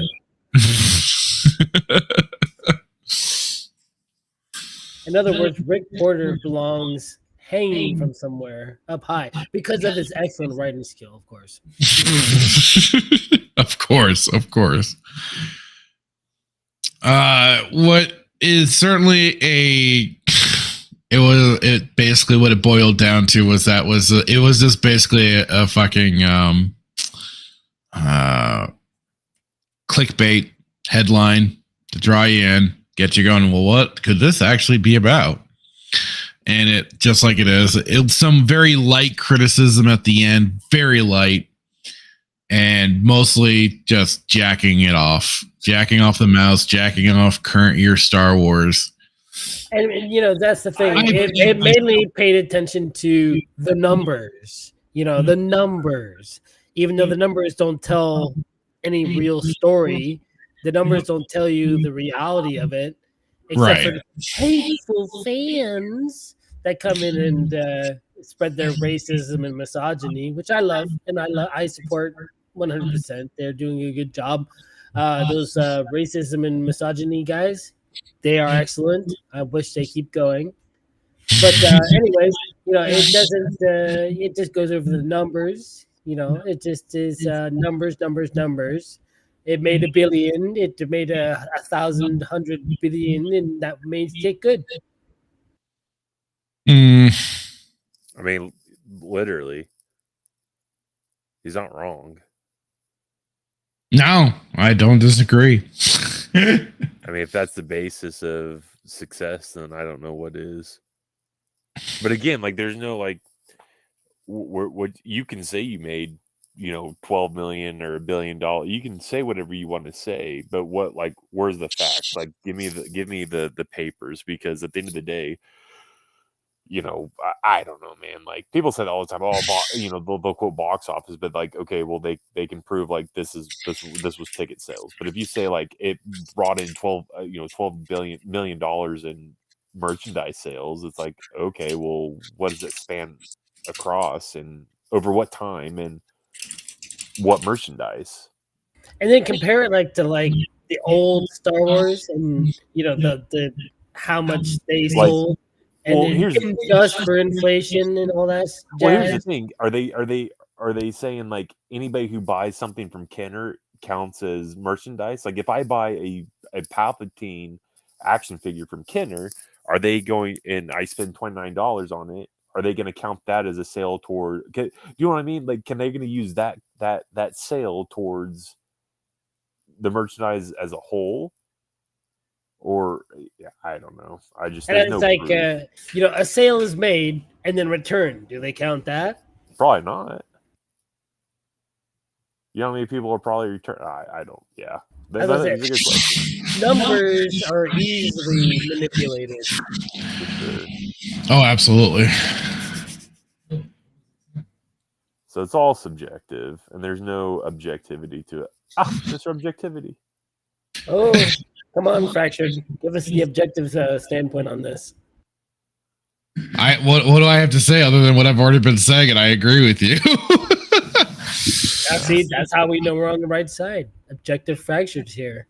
He's fact checking us, bro. Oh, I'm fact checking now, huh? He's the journalist in this group now. Ugh. All right, now I want to hang myself. Okay. God. I mean, there's nothing more to be added to that. Don't get me wrong. Okay, I'm going to be objective for a second here. That article was mostly fair in ways. But of course, they had to bring up the racist fans and, other silly nonsense. And it's like, sorry, guys, you lose your entire point when you bring up things that are irrelevant. Right. And yes, Star Wars or Disney is bad at Star Wars. End of story. That we had the answer all along. We could have just used that, and instead of going through this whole hour-long article. What bothers me is that somebody had the audacity to even ask the question. Can they do it better? Like, that's the, you know what I mean? Yeah. A junkie industry can do better at Star Wars than Disney has. Probably. Yeah, I would be curious to see that. I'd be very curious. Let me get to the chat here. George Lucas here. He's ready to go. Let me get through the chat here really quick. Dan Blackrated set and hello, sir. Saying Star Wars has never been better besides the Phantom Menace. This is peak. Fear of FEMA said people bought the prequels on DVD Blu-ray. Are people buying the sequels? Well, they're quickly losing resources to purchase, at least in stores. So I was about to say, let's see those numbers too, right? I mean, digital or otherwise. So let's see numbers of how the old is performing against the new. Would they really want to show that? Probably not. And they would just again muddy the numbers. And hey, there's effing Steve. How's it going, sir? Saying, why does Chiefster's voice match his name so well? It just works. Do it. Do it. Steve said Kennedy made Maryland get his coffee. Don't lie. Hey there, Star Wars Marvel purist. How's it going, sir? Saying you don't understand the power of the dark side. And then Knights of Melvin tournament round 2 tonight. Vote purist early and often. LOL. If you're a SWT fan, I'm getting Star Wars Fury fan, you may not want to watch my entry. I'll have to catch the replay. Marvel Pearson says you could always get a Bangkok saber. They're advertised everywhere. Well, I'll be darned. Dan Blackride said so many words to say exactly what we already know without saying it directly. Next time on Dragon Ball Z. Yeah, I'm sorry, guys. I feel like I made a huge mistake bringing up that article.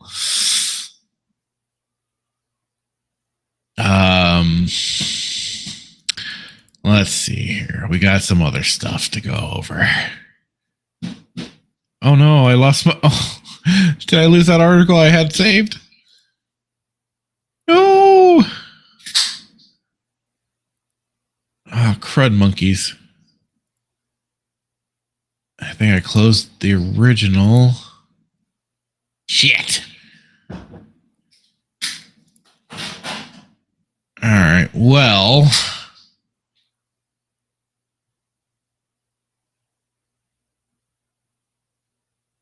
I do have something else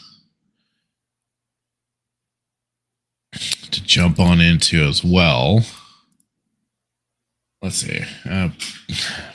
Dan Blackroyd says the markets are fairly different now. The sequels will never sell on the level of the old movies. The physical media market has shrunk, and every time a box set is released, the old ones will be in it too. Right. That's how they kind of fudge those numbers on what exactly people are buying for the series and stuff like that, because people will subject themselves to purchasing that crap regardless. Don't know why, but they do. Let's see here. Well, it's like buying the box set of the digitally advanced version of the original trilogy, right? Right. Which I think you did. I won't say that out loud. No.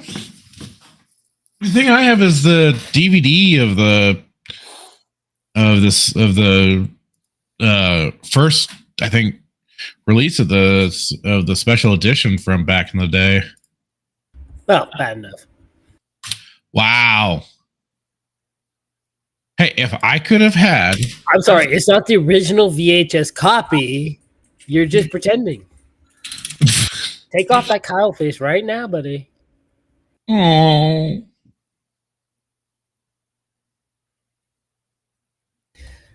So would you say you're called Kalucard? I don't know. I think I was trying to figure it out the other day, but I couldn't think of anything. Like, tell me your fusion name, right? Count Katarnkula. Let's see. Dan Black right here saying digital numbers might be skewed towards the new because that's how people buy it now. The old movies on digital have been changed too much for many fans to invest in buying them besides what they already have on physical, right? I mean, the way they would spark anybody purchasing a big combo set again is if they're like, hey, we've restored the original edition somehow. And then people would be flocking like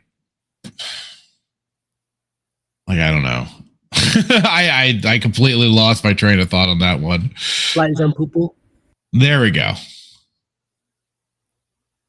People would be all over it. It would not take long. It would just take even just like going, we're opening up pre-orders, guys.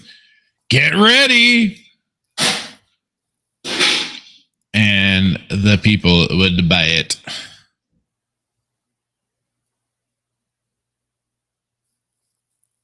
God dang it. I had to get to the page through archive, and now it's not working.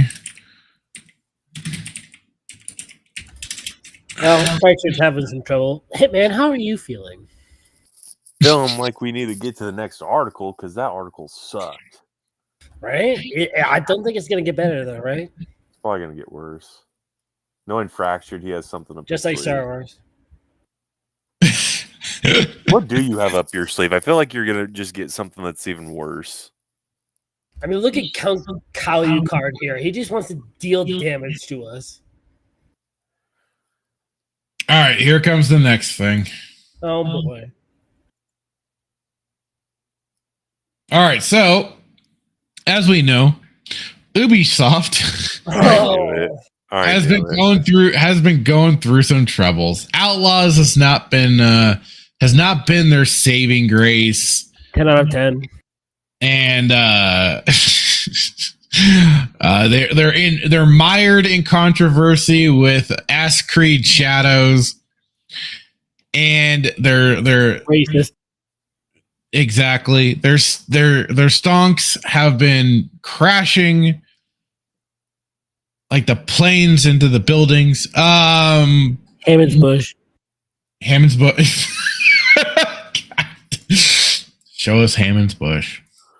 The newest of news with in regards to Ubisoft, and this one is this death would be a sweet embrace for them. But so Tencent, Guillemot family said to consider buyout of Ubisoft. So this is a consideration. Nothing's been done just yet. But basically, though, for kind of a little overview, Tencent, a Chinese company that has been known to invest in the companies, buy them out, or buy huge stonks in them and, get controlling interest and stuff like that. And like people have also pointed out, another proponent of, the diversity, equity, inclusion crap, ESG, yada, yada, yada. So they're going to be bought out by people that are doing exactly the same thing as they're doing? Well, for some that it's being looked at as possibly like that's part of the point, is that they get these other companies to invest in this stuff, tank them with no survivors, and then they swoop in and pick them up. At least that's what I've seen from some of the circles around that have been talking about this. But the thing is that this company is notorious, especially I think they've even helped with companies in China of basically ripping off assets from other games, repurposing them, and so on and so forth. They like partnered with the game company of different peripherals, Razer, to work on a cloud storage once upon a time ago. I don't know how exactly that all panned out. I remember though, just originally it's funny because Mark Kern was originally very against them. Now he's kind of like on board for this. But anyways, deliberations come after fallen game developers' share price. Tencent, Guillemot family hold minority stakes in French firm. Guillemot. Say it maximum French style. Guillemot. Tencent Holdings and Ubisoft founding Guillemot family are considering options, including a potential buyout of the French video game developer after it lost more than half of its market value this year, according to people familiar with the matter. The Chinese tech company of Guillemot Brothers have been speaking with advisors to help explore ways to stabilize Ubisoft and bolster its value. The people said, asked not to be identified, discussing a private matter. One of the possibilities being discussed would involve teaming up to take the company private, according to the people. I always have Usually big questions. Public, not private. Yeah, it's not usually the reverse, right? Yeah, that's interesting. But when you have as much crap going on as they do, You're looking at all sorts of options at this point. Ubisoft shares rose as much as 33% in Paris on Friday following the Bloomberg news report, the steepest gain since the company's 96 initial public offering. Shares of Ubisoft have fallen about 40% this year. Oh no. Sell your donks. If you've got them, sell them. Giving the company a market capitalization of about $2 billion. Tencent owned 9.2% of Ubisoft's net voting rights at the end of April. While the Guillemot family held about 20.5%, according to the firm's latest annual report. Some minority shareholders, including AJ Investments, have been pushing for either a take private or a sale of Ubisoft to a strategic investor amid stock price plunge. Considerations are at an early stage, and there's no certainty that they will lead to a transaction. Tencent and Guillemot family are also considering other alternatives, according to the people. Spokespeople for Ubisoft and Guillemot family declined to comment. A representative for Tencent couldn't immediately comment during a holiday week in China. Last month, Ubisoft shares fell to their lowest in more than a decade. After the company cut its outlook on a weaker than expected sales and a delay on the hotly anticipated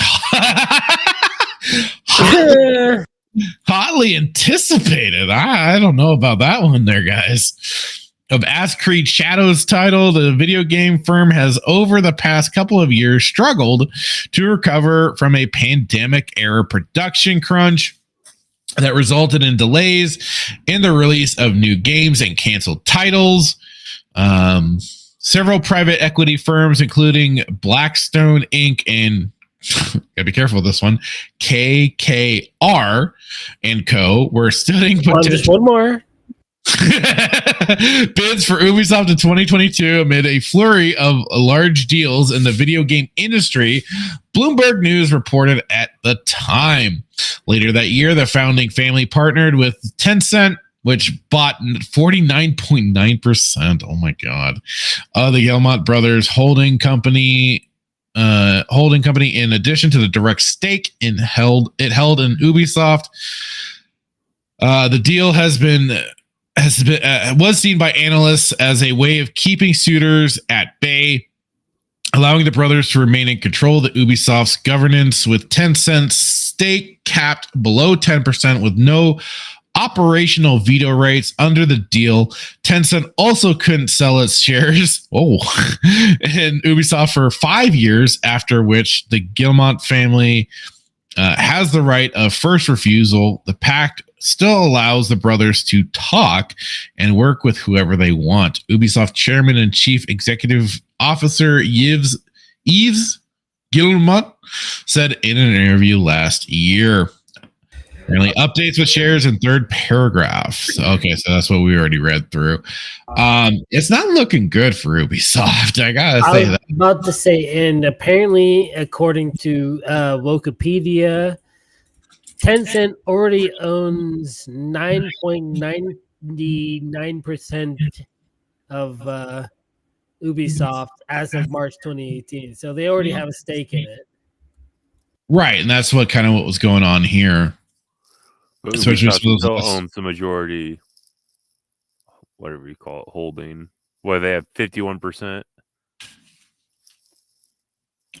Well, yeah, it's stakes capped below 10%. The Tencent, which bought 49, so that it's a 50-50 partnership. Sounds like 49-51. From software. Row. Wait, say that again. I said they also have a bit. You're not coming through on the mic, on your mic at least. Oops, sorry, I have to return to the screen. Tencent also owns some of From Software. They have some stakes in that. Oof. Yeah. At this point. Well, and here's kind of something I want to bring up too is this is the thing, is that one way or another, I mean, I would prefer death for Ubisoft versus Tencent taking them over. But I mean, if they die, what happens to their IPs? Because for some people, these are some beloved IPs. People do have loved the Rayman series. I certainly did enjoy the Heroes of Might and Magic series. But I mean, the thing is, too, is that they have not done a lot with any of this stuff in a really long time, other than especially like anything Tom Clancy, they've just milked the ever bejesus out of. They've done everything they could to milk ass Creed. But I was going to say a lot of that is them just probably owning the IP, so them dying is probably more of a good thing than a bad thing, because that might mean the IP's release. I don't know how that works, but possibly they might go off into the ether. Never mind, I don't care. I just want them to die. And then there's that. I mean, like it was. When was the last time they made a good Far Cry game?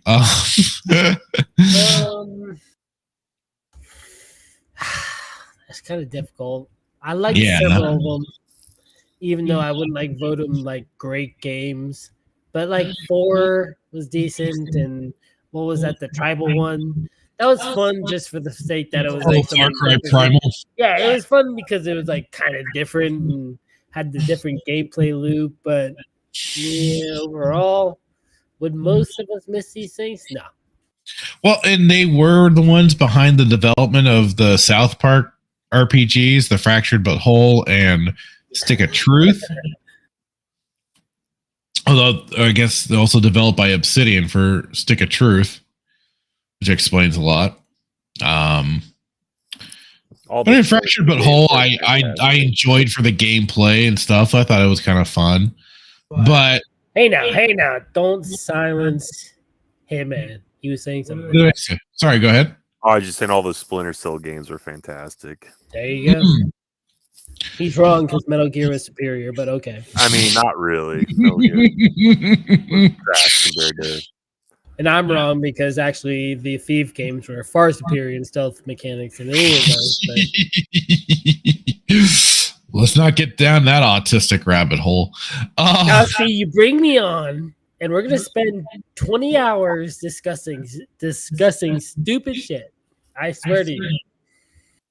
Oh boy. But I don't know what any thoughts with this Ubisoft takeover thing. I mean, I said, I don't happen with let China buy them. I hope they die. I just feel so off about that idea, though. It just seems ugh. They're a global company in the first place. Let China buy them and maybe they'll do the Japanese game better. Okay, one at a time. Hitman, you go. I said, let the Chinese buy Ubisoft and let them do Assassin's Creed better. Let them do the Japanese game better. See? I don't know if they would actually do it better because there is still a very long-standing feud between. Japan, but I think they would actually probably do better than Chinese samurai creators. That's racist. That's the most racist thing you said, to say that there's no Chinese samurais. How dare you? I watched The Last Samurai. The Chinese would probably be more accurate than the Western developers, which is funny. That's kind of crazy to say. Wait, Chinese had ninjas, didn't they? They were ninjas. They weren't samurais.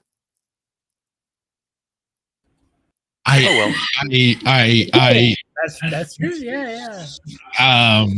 Yeah, Chinese had ninjas. The Japanese had the samurais. That's right. Huh.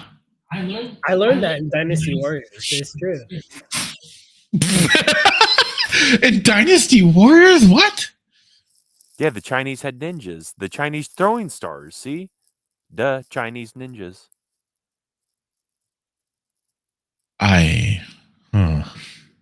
You I heard feel it like from my me, brain. folks. I feel like my brain has broken because now I got two of you. I got two of you doing this now. We're just It's agreeing. bad with enough each with other. just Steve's it's bad enough with agreeing with just what I'm you hit. saying.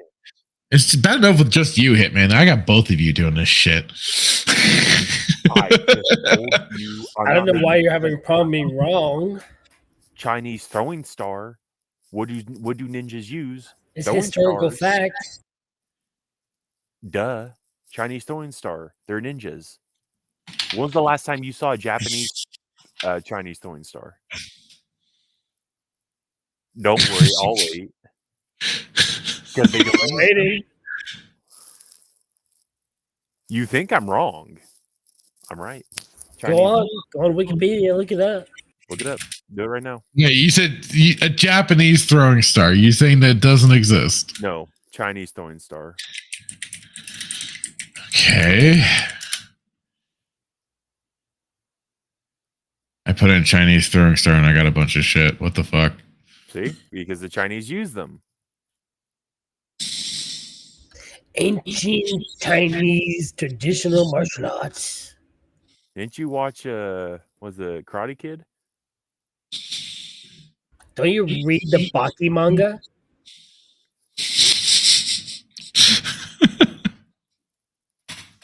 Oh! 4,000-year-old Chinese technique. Now I got both of you doing this shit. I got it in stereo. Are you looking it up? Verify. Chinese use throwing stars. And they also have barking spiders. That feels random. You ever heard of Chinese barking spider? Anyways, Ubisoft in the toilet. It'll be sad to see them go if they do. Well, they had really? They had some potential. Okay, Far Cry 2. Yeah, Far Cry 2 was probably their peak, honestly. I was like like I was telling you, Sheefster, if Ubisoft had been smart and if they had developed a game, and yes, it would have potentially like gotten in the way of something like Jedi Fallen Order. They would have been French. Sorry. Or they would have been French, since Ubisoft is the French equivalent to what. Anyways, here's the thing. I think if they had used the combat system from their For Honor game, yes. and used it for a Jedi, I mean, it could have been a Jedi storyline, or it could have been a Sith storyline. They would have to tweak it. They would have to like really fucking advance it, and add the powers, add the right, the jumping, all that crazy stuff. But yeah, For Honor probably would have been a pretty good system because, like you said, it was more of a sort of dual focus thing. And, yes, there was lethality involved in it, so that would have been good. Like I said, they would have had to have upped the lethality to reflect that for the lightsabers and everything. People just go back to Bushido Blade. I know. We did this years ago. You just have to go back to that. I know, but if they based it off of that, and because again they did have kind of different forms for combat. It was basic, just like Jedi Outcast Academy. You had your fast, medium, and strong style of attacks. I mean, it would have been so beautiful to see sort of a fusion of Bushido Blade and Jedi Academy. That sort of sequence stuff. Like you chop a limb off, it really means something. But yeah, we're not going to get that nowadays. But no, I mean they had a chance. They blundered it hard. It's whack him with a glow stick. Yeah, well that was that's EA and Respawn doing that shit. But I mean, like I said, I mean we've enjoyed playing like The Division, the first game, just mainly for its comfy atmosphere, the frozen over New York. Snow. But, the snow. But to a degree, It'll suck. But it'll be interesting to see where this all goes. It's kind of funny, like thinking back on it, because I think Division has better cover-based like shooter gameplay than the Outlaw now. It's kind of like they've regressed. Yeah, they've regressed, and they're getting worse because they were like making modern slob Star Wars. So they're like, oh well, we'll just do sort of generic. What's the game? Cover shooter, whatever. The Division? Not the Division. That is it. But Gears of War. Oh, okay. But yeah, it's like they're like, we're just gonna do generic cover shooter stuff, and you're gonna be sitting behind cover, and you got your little blaster, and that's a good gameplay loop. I think they're wrong. Hitman, any final thoughts? Well, like I said, I'd hate to. I'd hate to see them go under for the simple fact of just my heart. I think. Well, I don't think I know that Splinter Cell is far superior than Metal Gear Solid, and so if they go under, then that sucks. But I do think it'd be an interesting concept to see if the Chinese would buy them out, because Chinese is buying everything, whether it be land or anything, and to see if they buy the company and to see what they'll do with the Assassin's Creed, because that will be the definitive thing. Like, this is supposed to. I mean, this is has the opportunity to be. Well, it did have the opportunity to be a big game until the backlash, but I'm just curious to see what will happen. I don't know. I know they had such a simple thing to do, and allegedly, I've heard that there was originally plans to have a male Japanese protagonist originally, but then they changed it during development to have the Nobunaga's dick washer in place of that character. But to honor George Floyd. Yeah, to honor Floyd. If the Chinese buy it, then they'll interject a Chinese character. Because they'll own the rights and they'll be able to change it. It'll be like I said, it'll be very curious to see what they'll do. I don't know. I wonder how much they would sell it, and if the Gaumont brothers would even sell.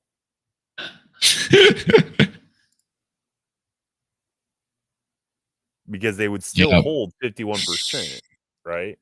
Right. So they would still have the ultimate say whether they sell or not. It's just a matter of the Chinese make an offer that they can't refuse, i.e., just threaten to. They'd probably do the same thing that Disney did to Lucas. You sell or you die.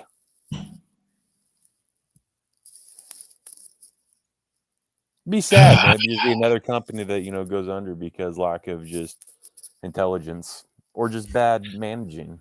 Poor management, poor leadership. He brings up a good point. Before we end on this, he brings up a good point. What happens to the IP? What happens to Splinter Cell? What happens to Assassin's Creed? What happens to Rayman? What happens to all the IP? Who gets it? And right.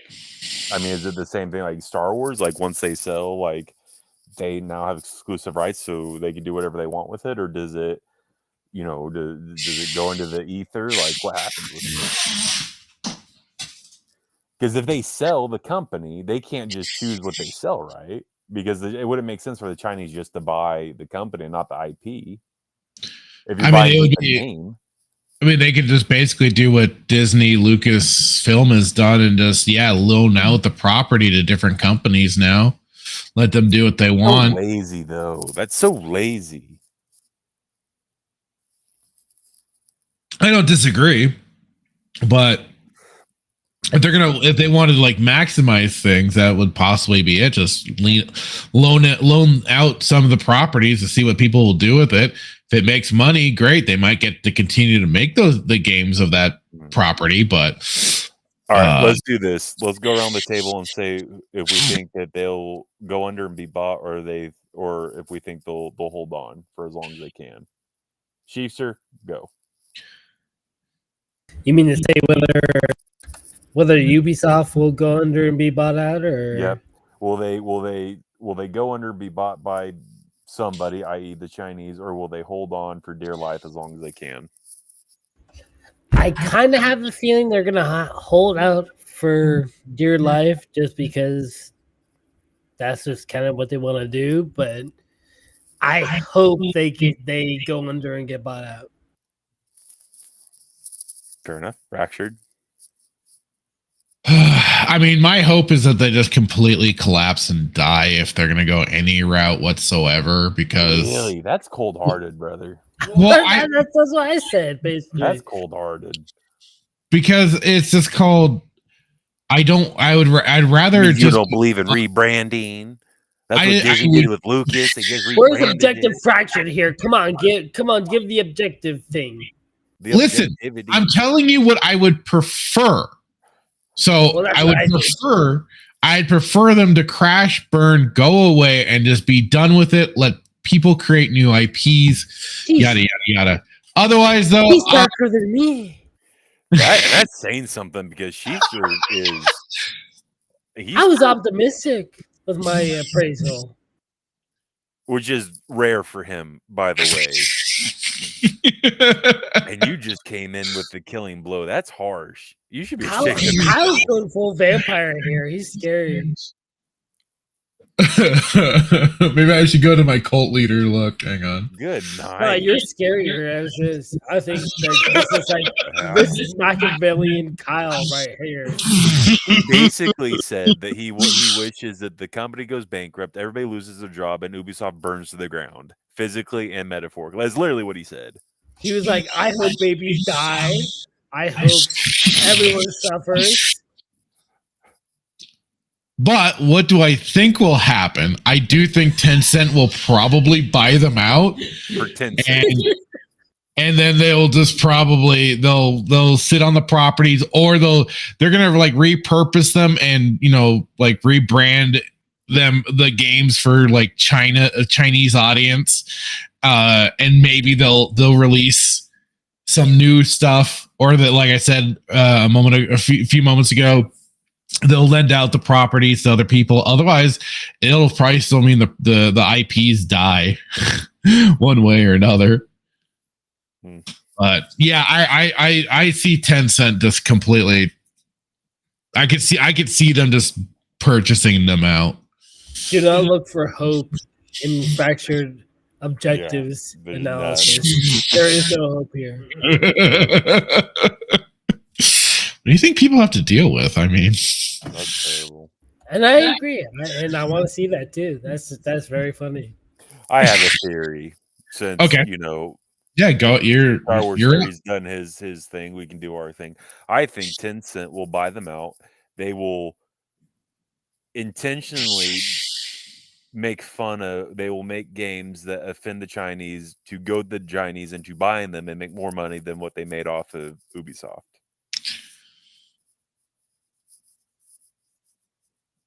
I want to see that. I definitely want to see that.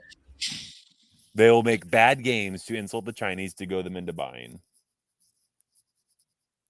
You can say, is that kind of I see. Okay. No, they will make they're gonna buy Ubisoft, right? But potentially make more money by selling it to getting the Chinese. I don't know. That's just a theory. It probably is not going to fly. Hence why it's a theory. But I could see it happening. You're going to make money off of you're going to buy this off Ubisoft in the intention of making money, and then you're going to go back and try to get somebody to sell it, i.e. the Chinese. I just have a gut feeling that the Chinese are pissed. I don't know. They want everything. It would be stupid for them not to buy it. Why wouldn't they?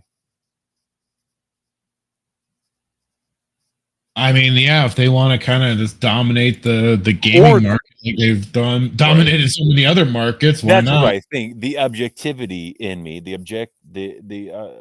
from an objective standpoint, I think that they'll probably just hold on for dear life, because the way that they've structured these deals sounds to me that which is really contrary to the French, because usually their flag is it's a white flag. That's their national flag. So I mean, I don't understand why they're holding on for dear life. They should be like, oh, we surrender, we still hate America, but we surrender, and they're not. So that's they're going down fighting, which is the first time in the history of Frenchland that they've gone down fighting. So I don't know. Are you pulling up the French I flag? want to say let's be fair to the French. They're psychos when they're acting against their own country. Revolution after revolution, they love that shit. So let's not pretend they're not keen to violence, because They the are. French certainly love violence. I'm often reminded of the Maybe just Patriot, where the violence. The French guy, Jacques, whatever his name was. Huh? You never saw The Patriot with Mel Gibson? I have not watched that movie. You live under a rock? You need to change your avatar to Patrick Starr. I just haven't watched it. You haven't watched the historical film Patriot? No. When have you watched it, Chiefster?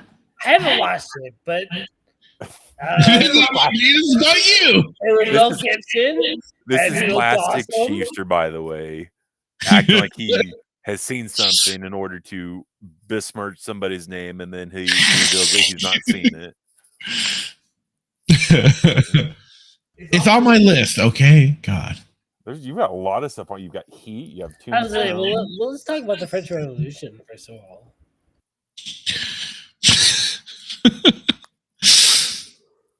All right. Well, now that that's done with, maybe Activision will buy UbiSoft. So-called revolutionaries. I don't know. They were kind of bloodthirsty and mad. Has anybody thought about Activision buying it? I mean, I think that's why that's kind of that was the whole point of the article, is that they're talking about how that they're trying to hold other suitors at bay by keeping this little. Like, you've owned this company for so long, like, why can't you just figure this out? Like, you were once a great company. In perspective of making good, like Far Cry, we've talked about one of the greatest franchises of all time is Splinter Cell. Like, you've had Days of Glory. So, like, what has happened? You just fell off the wagon. We'll get back on. Like, that's what I don't understand. Like, the whole gaming. Yeah, I think the gaming industry is rigged. Pick yourself back up and get back out there. The gaming industry is rigged. If you don't go with the status quo, you get hunted. If you don't promote ESG and DEI. Well, that's being pushed, especially by their governments and stuff like that, very hard, especially in the European Union and shit like that, and they're very susceptible. We should probably not be talking about the Gamble brothers, because maybe they're actually doing what they can, but the government's blackballing them, kneecapping them. I don't know, or maybe they're rolling over like a French fry. I don't know, but. Little column A, little column B, but you bring up a good point, though. If the government's pushing that, then what are the Gamble brothers supposed to be doing? Like, what do you do? Well, like I said, like it is, you're like you're gonna move your company to Canada, they're just as bad. Oof, yeah, no. Last time I checked, they had offices in Montreal. So yeah, well, and like the like we looked at too, the South Park Fractured But Whole game was developed by UbiSoft San Francisco. Well, so they've got offices all over the place. No, but that fits. Anything coming out of San Francisco, that would, that tracks. Hey,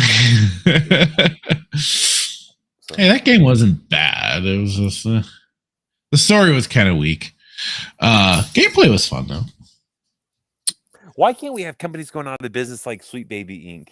Why can't we have good why can't we come to the point where we're reviewing articles like that? That's when you have the time that when we do this, between Ghosts of Yotei, the Yotei, and Sweet Baby Inc., those are two things that I want to do a deep dive again with you, so we could do, especially for Sweet Baby, because we were among the groups of early people pointing this shit out. Yeah. And I would love to do a update from our perspective, and especially if Sheester joins us, I know he'll have a few things to say. That's what I don't understand, man. Like that would be amazing if we could come to the point where, like, hey, Sweet Baby Inc. has gone out of business, or they're under fire and whatnot. Oh, I mean, they've been in the news. It's just because we haven't had the ability to do a real serious dive at the moment.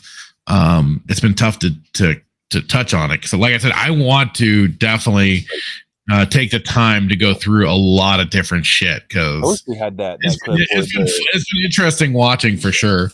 Yeah, we got to clip out that song. Tell me something good.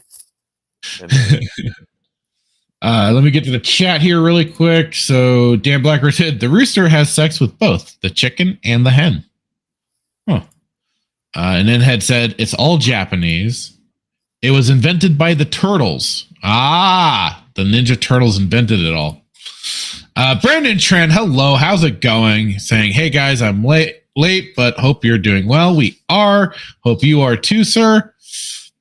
And it said, don't know if you guys ever played the popular online game Minecraft.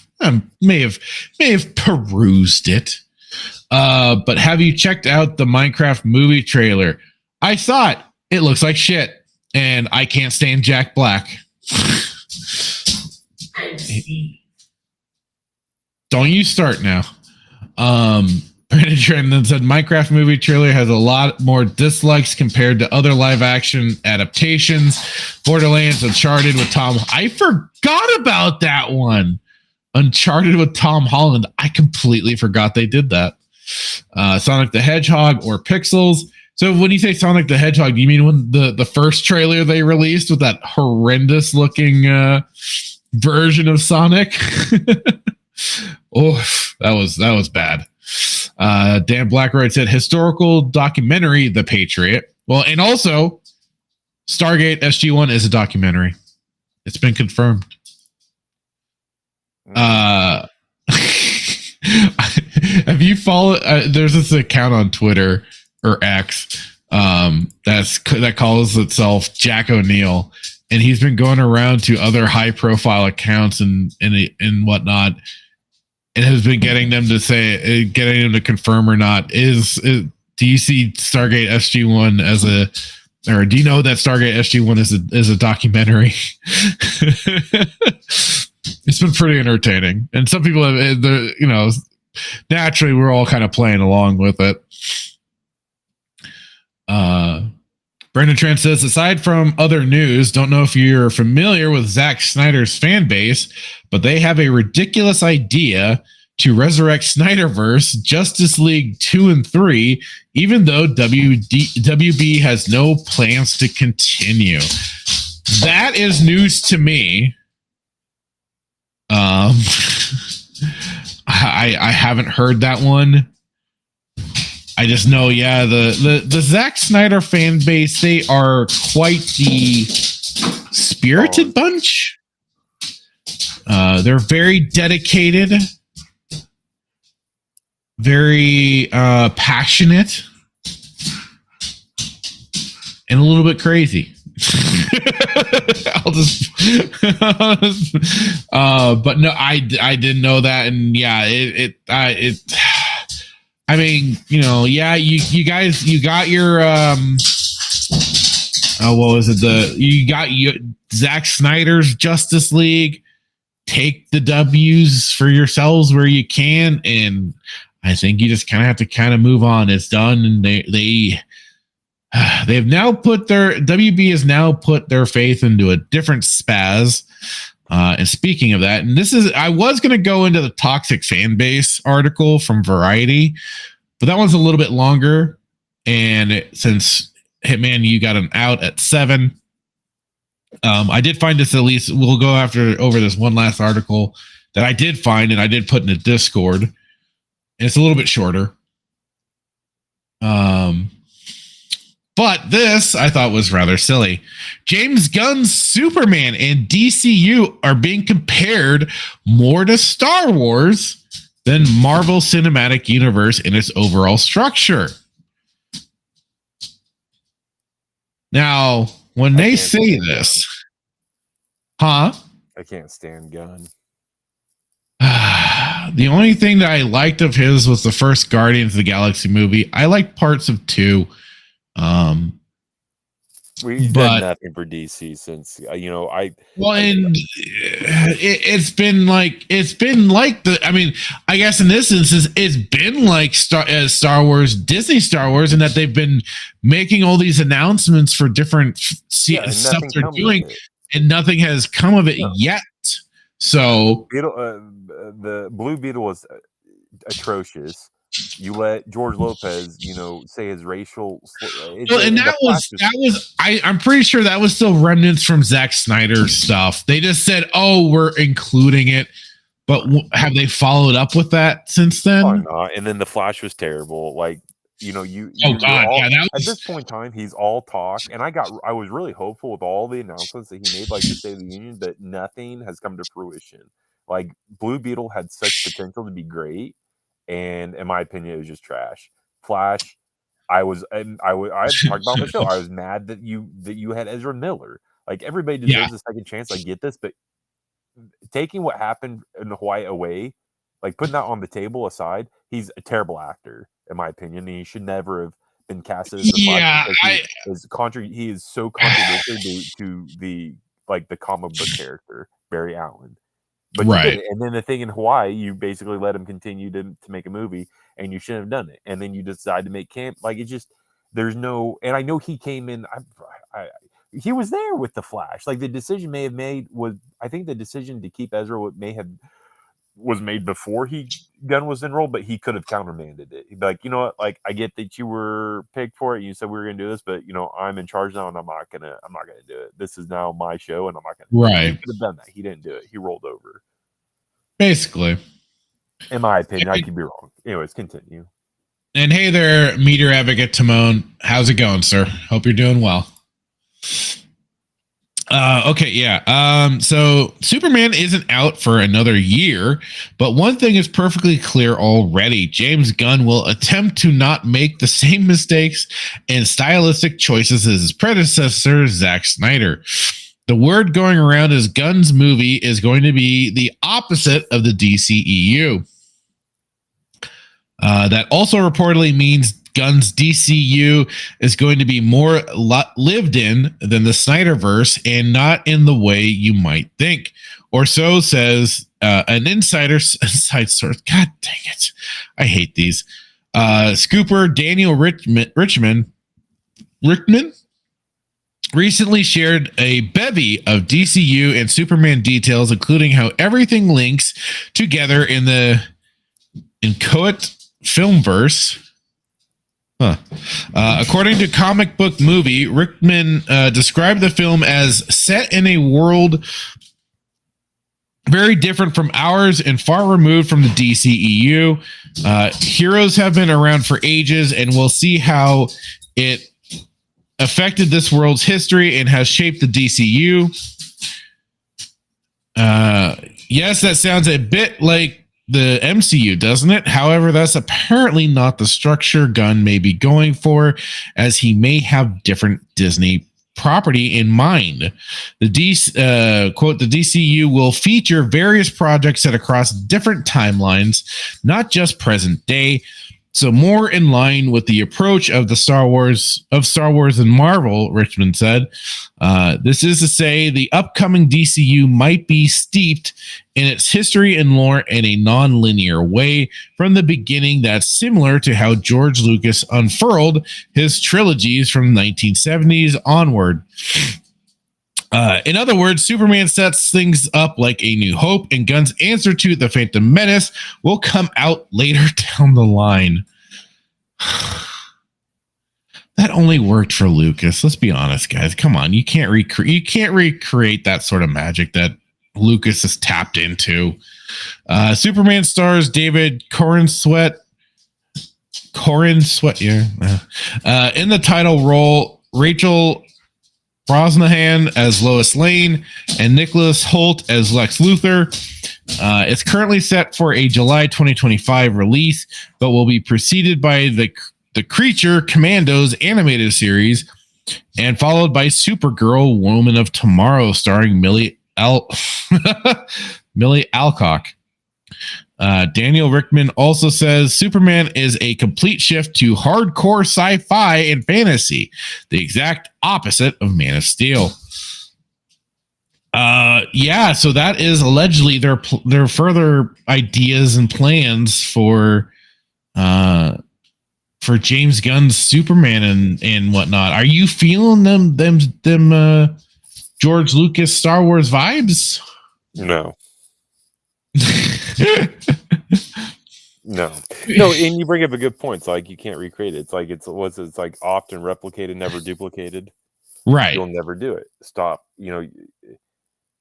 I can understand wanting to continue to better yourself and try to create good content, but you'll never do your own thing. You're never going to be a George Lucas, just like you'll never be a Steven Spielberg, just like you'll never be,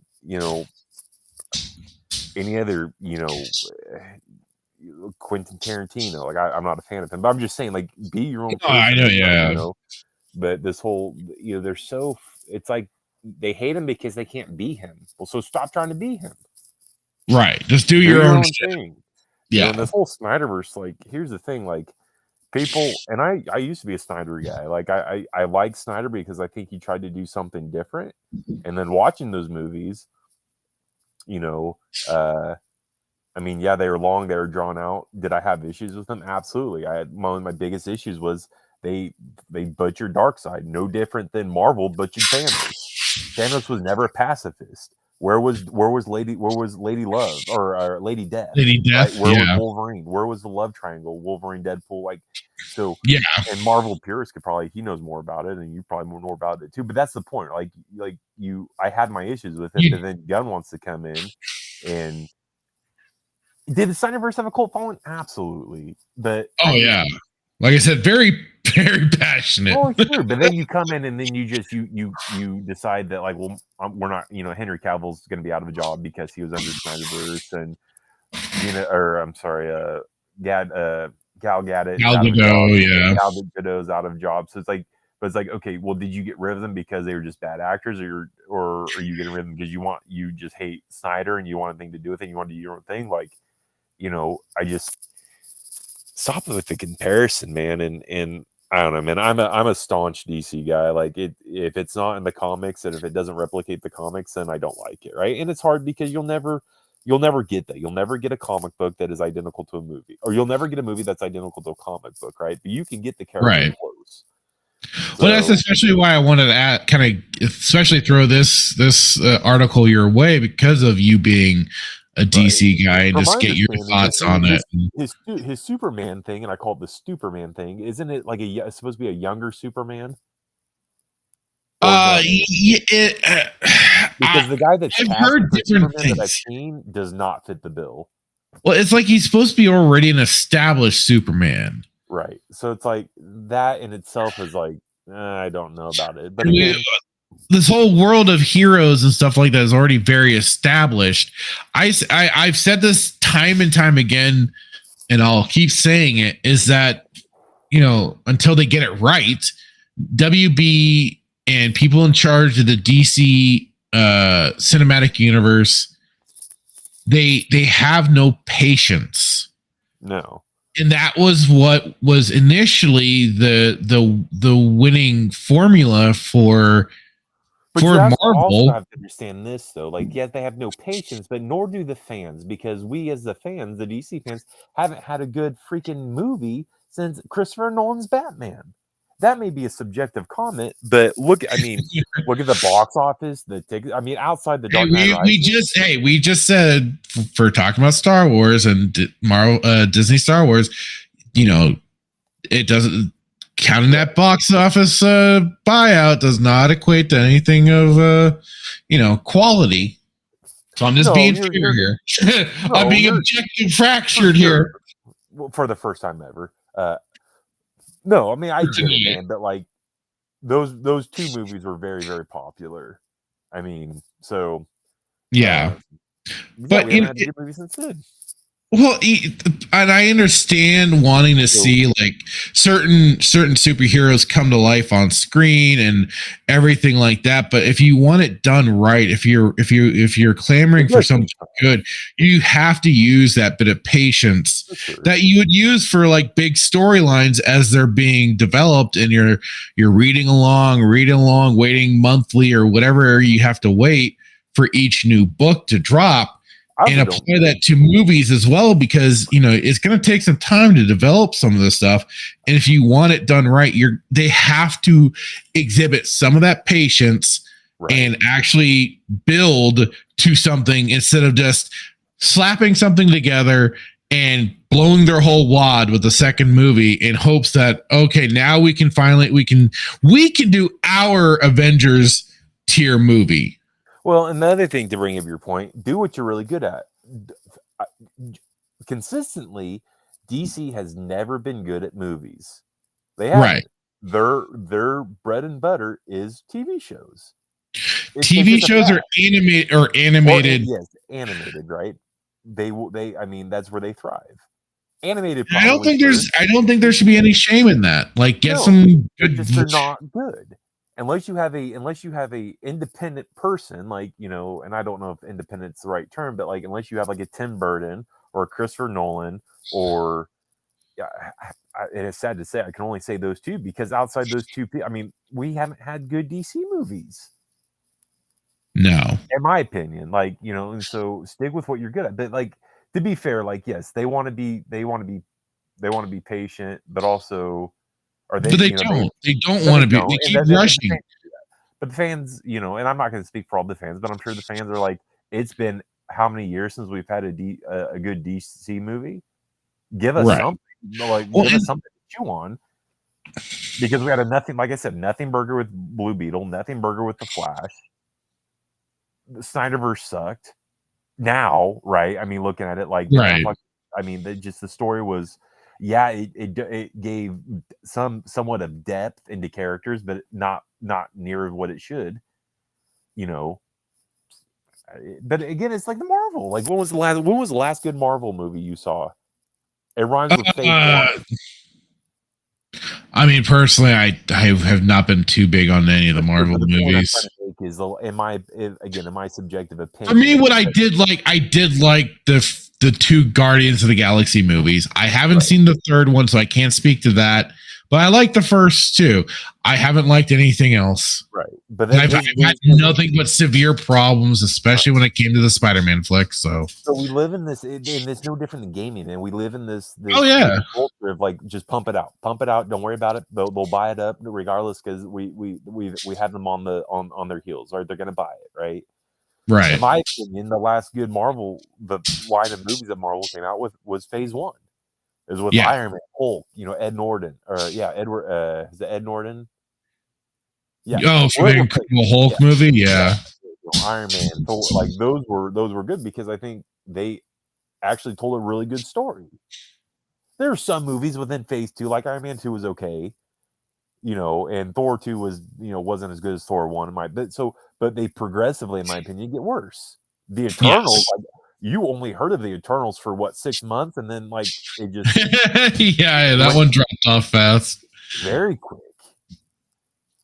So and here's the thing, like, Gunn came from Marvel, so like you should be able to, if you produce and then people want to talk about his Suicide Squad, how it was amazing. Like, if you have when are we going to get a good movie? You have the repertoire at Marvel. Now, the reason as to why you left, it's neither here nor there. You left, or you're forced to leave, but you still were able to produce a good movie or direct a good movie. So, like, what is the lack here? Yes, you are not a director anymore. You're the head of it, but you still should be able to, you know what I mean? Yeah. But I'm of the old mentality where it's like, you're either Marvel or you're DC. You cannot be both, right? That has really changed with me with obviously Star Wars and Star Trek. But I was gonna say, right. But the point I'm trying to make here is, like, you should be able to, if you love the franchise, or if you love whether it's comics or franchise, you should be able to have the wherewithal to create a good movie. Theoretically, you should, right? If you have a true love, you're able to put a vision together. That's the whole reason why I think George was successful. He had a vision. Sure, did he get lucky with some of the actors? Absolutely. You can't teach that chemistry, right? You can't reproduce that. But the point I'm trying to make here is he had a vision. He was smart enough and talented enough to make that vision come to life. He was able to use the resources he had. He was able to inspire the actors to buy into what he was trying to or his vision. And so I don't know, man. I'm not trying to go on a tangent here, but like there's a lot that goes into this, and with guns specifically. I understand. I was hoping for more. I was hoping that he would not be the savior per se, but I was like, because we have sucked when it has come to movies, and we haven't got really good movies. And so the hope was like Gunn he did Suicide Squad, he did Guardians. They were both really good movies, and the hope was like, okay, he's going to come over, he's going to head this. He has some really good ideas, like be about it, don't talk about it type thing, right? And what have we got? Now, you only have so much money. I mean, if you don't have money, you can't produce movies. And there was the whole thing with like the Batgirl movie didn't come to fruition because they didn't have enough money to do it, right? Yeah, they felt that was a better just axe than actually try and go through with. Yeah, we've wasted all this money. Suicide Squad was it Suicide Squad with Joker? I mean, that was terrible. The one with Will Smith, was that Suicide Squad? Yeah, or something like that. Waste of money. But you might as well have just taken $180 million and burned it like the Joker did in Dark Knight. The Dark Knight. Just terrible movies. Absolutely atrocious, right? I thought his Suicide Squad was absolutely terrible. You get John Cena, you can't see me. Like these terrible. Brother, come on, these are so bad, and you wasted all these money. You could have taken that money and done something so much better. Yeah, right? That's the biggest frustration, and it should be the frustration with Marvel, right? You could have done so much with Spider-Man, but we're too busy bickering, trying to find a deal with Sony. That we're just not gonna, we've got to have this stick measuring competition. Well, we're not gonna pay you this, or we're just gonna do our own. It's like, give the fans what they want, but you won't do it because your pride is so big, and you've got to be the one to release what you want to release and create what you want to create, and the fans be damned. Yeah, but you rely on the fans to pay your pay, and so that's it's such a weird dichotomy. It's no different than gaming though. Like the gaming companies won't give what the fans want. Why? Well, we just gotta follow whatever it is. They won't do it. Yeah. I don't think we'll ever get another good DC movie. I really don't. I'm to the point now where I'm just cynical. I don't believe it. Until I will believe it when I see it. But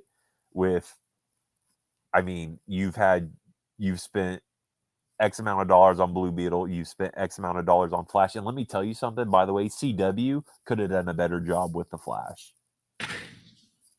Their graphic, they could have done better. Like that was like they could have done better with a lot.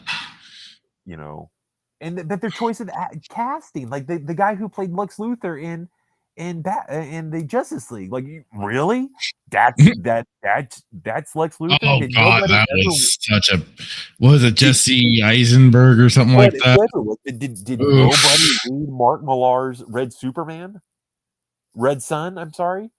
Lex Luthor was literally Tony Stark, but on a whole nother level of narcissist. So they can't even get the characters right. No. Ben Affleck is Batman? Really? That's your Bruce Wayne? Absolutely not. You choose Edward from Twilight? That's your idea of Batman? Absolutely not. Yes, there's been different renditions of Batman within the comics, but fundamentally, they're still, in my opinion, still close, right? And no one outside maybe, I don't know, man. I can't even say it because Tim Burton he was just a peacock, man. What he created was something that was in a universe in its own, right? So it was like its own little isolated thing, and I know that there was potential plans to do the final kind of. I think they were going to try and do kind of the bringing oh god, what's this Christopher Reeve Superman at some point, but like then his injury happened and they never could do it. Even like with the whole And dark side thing goes out anyway. So the only character that I could have possibly got behind, and I still don't necessarily know if he fits the build, and I'm not a huge Deathstroke guy, was the actor who played Deathstroke. I thought he, for the 30 seconds he played, I thought it was like, well, he was somewhat decent. Oh, for the Arrow TV show, yeah. Well, no, I liked him, but I'm talking about in Justice League. There was a cameo of Deathstroke at the end with the guy who played Luthor. But Luthor was just a schizophrenic, bipolar, crazy guy. Basically, Luthor in the comics was not that. No, he was so brilliant. The only person he would play chess with was himself, because he was the only one who could beat himself. And I'm taking that directly from the comic. Mark Millar's Red Sun, he's playing chess against himself. And then Lois Lane, who he's married to in the comic, comes in and reminds him that it's their anniversary. And then he says, oh, I'll have my secretary send you your normal gift. Right? Just the most narcissistic, So I don't know, man. I just, at this point in time, and that's why I stopped reading comics. One, because the stuff that, like I said, the DEI and ESL, everything that they're pushing. But two, it's just, it's oversaturation, no content, no quality, and I'm just done with it. Like, and I'm done with comics in general. I don't do anything from Eric July. Like we've talked about him. I don't follow him. I don't do any of his comics. I don't do DC anymore. I've never done Marvel, because in my opinion, Marvel's far inferior. But it's sad, man, because like this is the era we live in, man. And I can now see, the longer that we do this show and the longer that we spend time together, the more I can see why you left Marvel. The more like you were just done, right? Because you're like, you've always, since I've known you, you've always been a Spider-Man fan, and to see what they've done with that character and how many times they've missed the mark and they have just really butchered him on camera, I can see why you become cynical and why you're like, I just don't even want to watch it, right? Yeah. So absolutely, it's with Batman, man. Like, you keep like, yeah. Battinson was that's where I just that's where I still have to watch that movie at some point. I haven't seen it. One of these days I'll have to check it out just to see what people that are, and like I said, there are a lot of people who might listen to the show that are way more knowledgeable. I've never claimed to be an expert on DC, but I'm just from my it's just from your perspective on it. Yeah, my love and perspective. Like, DC is that's all I ask. Just a dying breed, and I think so. Marvel. Sadly so. I think Marvel they put the nail in the coffin when they decided to go the whole mutant route. They tried to bring mutants into the superhero, and because they were, in my opinion, X-Men was always separate from, but it wasn't like the whole like the in mutants and stuff like that. That was always their moniker. That was always their term for people with powers and stuff like that. Were the mutants and stuff. So it was, and the comics had to distance themselves because they didn't technically own it at the time or something weird. So they had no Fox. Oh yeah, Fox owned the term. They had basically owned the term, so Disney Marvel couldn't use it for quite some time. And they might be trying to get back to some of that. I don't know. We'll see. But yeah, it's wild. I don't know where we're going with that article, but I guess in short, it was just more of this like, do you actually see any of the like that there's that spark of absolutely not. No. Of it being like that, and I don't either. So because you talked up the blue beat. You, like I told you, you had, you put all this hype behind these two movies, and it's not and it's like lackluster. You build it up, you finally do something that's never been done before. Because I don't think there's ever been a Blue Beetle movie, but you hype it up, you want to do something new, and you get people, people are starting to get behind it, and then you deliver just crap on a plate. Yeah. Which honestly, I'd be okay with crap on a plate. because at least it's something. But and then with the Flash, like, and I had, and like, I'll tell you, man, like, I was biased. I had already had a negative presupposition about Ezra Miller. So I get that going into that movie, I already probably was just biased about not liking it, but then reviewing it, watching the trailers, and just knowing how terrible of an actor he is and how terrible of a Barry Allen he was, I just knew it was going to be bad. And it was terrible. Yeah. I never watched the movie, right? But I know enough about the trailers to know that, like, I wasn't going to watch it. I wasn't going to put my money. It's bad when you have to put old people into this, and you have to necromance old actors to help carry along the movie. No, I agree. No, there's no hope for DC. There's no spark. The spark's dead. It died with Christopher Nolan. It died with Tim Burton. It died with Christopher Reeves. It died with, Adam everybody West. that came before. The forefathers of DC. It died with them. And the live action side, yeah. Unless Tim Burton comes back and does something, but then again, you know how I feel about sequels. So yeah, especially way after the fact. Yeah. I would be skeptical. I would be hesitant to allow Tim Burton to come back to do something, because it's like, okay, if you come back, yes, you did the first Batman, but can you beat it? Can you do something better? Oh, yeah. One of the greatest debates, honestly, going around right now is which was a better movie, the first Batman or Batman Returns, right? And I can see, and people argue about it, right? People say no, the second one was much darker, much better, and Danny DeVito did a much better role than Jack Nicholson. Or Jack Nicholson. Yeah, Jack Nicholson.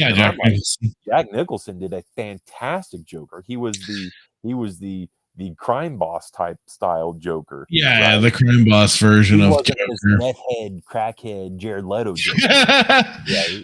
The Jared Leto Joker and now probably the Arthur Fleck Joker both stand as probably the two worst versions of the Joker now.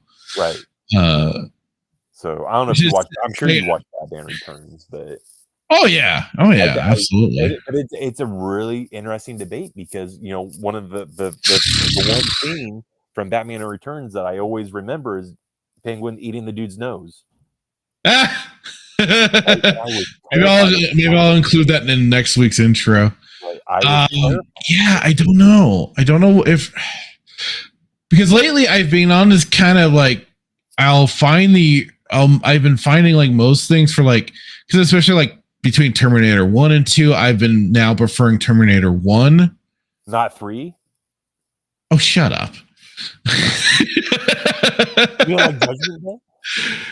I think I like Terminator 1 more because I dig the soundtrack. I dig even though I'm not like a big horror guy, like the more horror atmosphere that's brought about because of just how menacing they made the original Terminator. Like the T-1000 has menace because of the whole like shape changing and stuff like that. But I don't know. There's just something about the original movie that I love, the kind of grit and grime to it. You're and a music guy, though. I feel like music plays a big part in movies for you. What can I say? Like I dig the synthwave music in it, like the soundtrack to it. It's all the whole 80s synth music and everything. And you said 2 versus 1 or 1 versus 2? Well, like it's like going from like, between like 1 versus 2, 2 versus 1 or whatever for some movies, and that's like one example. And now it's like between Batman and Batman Returns. I don't know. That's part of me would almost lean just to Batman, just for the fact that it doesn't have as much going on in the sense of like so many extra villains. Like it's just contained of Batman, Joker. You can't really say that Harvey Dent was a. I mean, he was. No, he was a character in the movie, but that was it. I mean, he was a scumbag. Well, they were going to be potentially building towards him, but because of everything that happened, they didn't go with those plans for Tim Burton's Batman verse to go forward. But you can't beat him falling into the vat of acid and then going to the doctor with all the tools. I mean, that was terrifying in itself too. He's sitting there, that's it. He's ripping, he's laughing, ripping. Just laughing, ripping the bandages off. Mirror, and just he's so like, okay, it's like Back to the Future 1 or 2, which is better. How can you beat Back to the Future 1? You're gonna that tops the dad in the room trying to kill Marty with the baseball bat. Yes, I mean, I much prefer the original in that regards. That's definitely where I'm like, yeah, like I love the Back to the Future trilogy. I think it's the best trilogy out there. But I love the first movie, and part of it does come down to I also like the design of the DeLorean as the time machine. Like I didn't like when they started adding things to the DeLorean. Yeah. So like and then like the whole like the popping the tires and flying and all that jazz. I much prefer the original basic model. But otherwise, I also, it's probably, I won't deny it because I've said it before. Back to the Future 1's my comfort movie. It's kind of that comfort movie for me, and it's there's a nostalgia playing to it. I won't lie. That's the question. I guess before I don't know, wrap up. But do you think it's a nostalgia thing for us, or do you think that they were just able to produce better movies back then than today? Like, because I don't want anybody to sit here and like, well, you guys are just old coggers and biased. And it's funny you say that because Sheefster and I were kind of talking about this on our drive home from work, and it really boils down to just back then, people were hungrier for certain projects. They were really wanting to get their vision made, and there was a lot of passion and a lot of the enthusiasm. While now, it's very much the Indiana Jones movies, right? So I don't know. Did Steven Spielberg do all of them, or did he just do one? Him and George Lucas were both paired in those movies, but Spielberg mostly directed, I think. Every single one that has ever happened, or was he just responsible for 1, 2, and 3? 1 and 3, and I believe Lucas did 2. Okay, so here's this example, right? That's probably why I've started to like 2 more. Right. So 1, 2, and 3 are absolutely fantastic. Doom, in my opinion, is bar none the best, right? So those are fantastic. Right. But we've also had later ones. We just watched Dial of Diarrhea.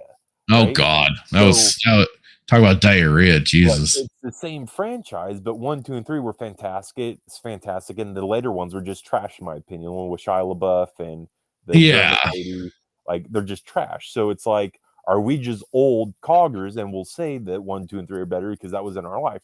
No, because some creatives get lazy, get tired, and they don't have the same right. It's the same franchise, but the ones that we grew up watching are far superior.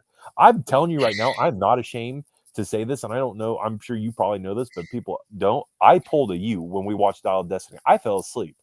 I was literally you playing whatever you Ghostbusters, and you just boomered the whole thing because you fell asleep 3 hours later. Oh, that was Sea of Thieves. I fell asleep. Literally, I'm not ashamed. I pulled a fractured. I fell asleep watching this game. No different than he fell asleep playing the game because you probably were just tired, but it was just terrible, right? Yeah. But I have never fallen asleep watching Temple of Doom. No, never fall asleep. No, neither of the Lost Ark. No, all the original. I mean, it's just, and that's why a lot of people say it's just the trilogy. Right. It's just those 3 movies. Like the same franchise, so it's like out of all the Batmans, I can watch Batman Returns, Dark Knight, Batman Begins, Dark Knight. I can watch all those movies and get through all of them and be able to quote most of them. Right, but I would fall asleep during Justice League. I have no desire to watch Batman. I don't blame you. Kryptonite spear and try to kill Superman. Like they just,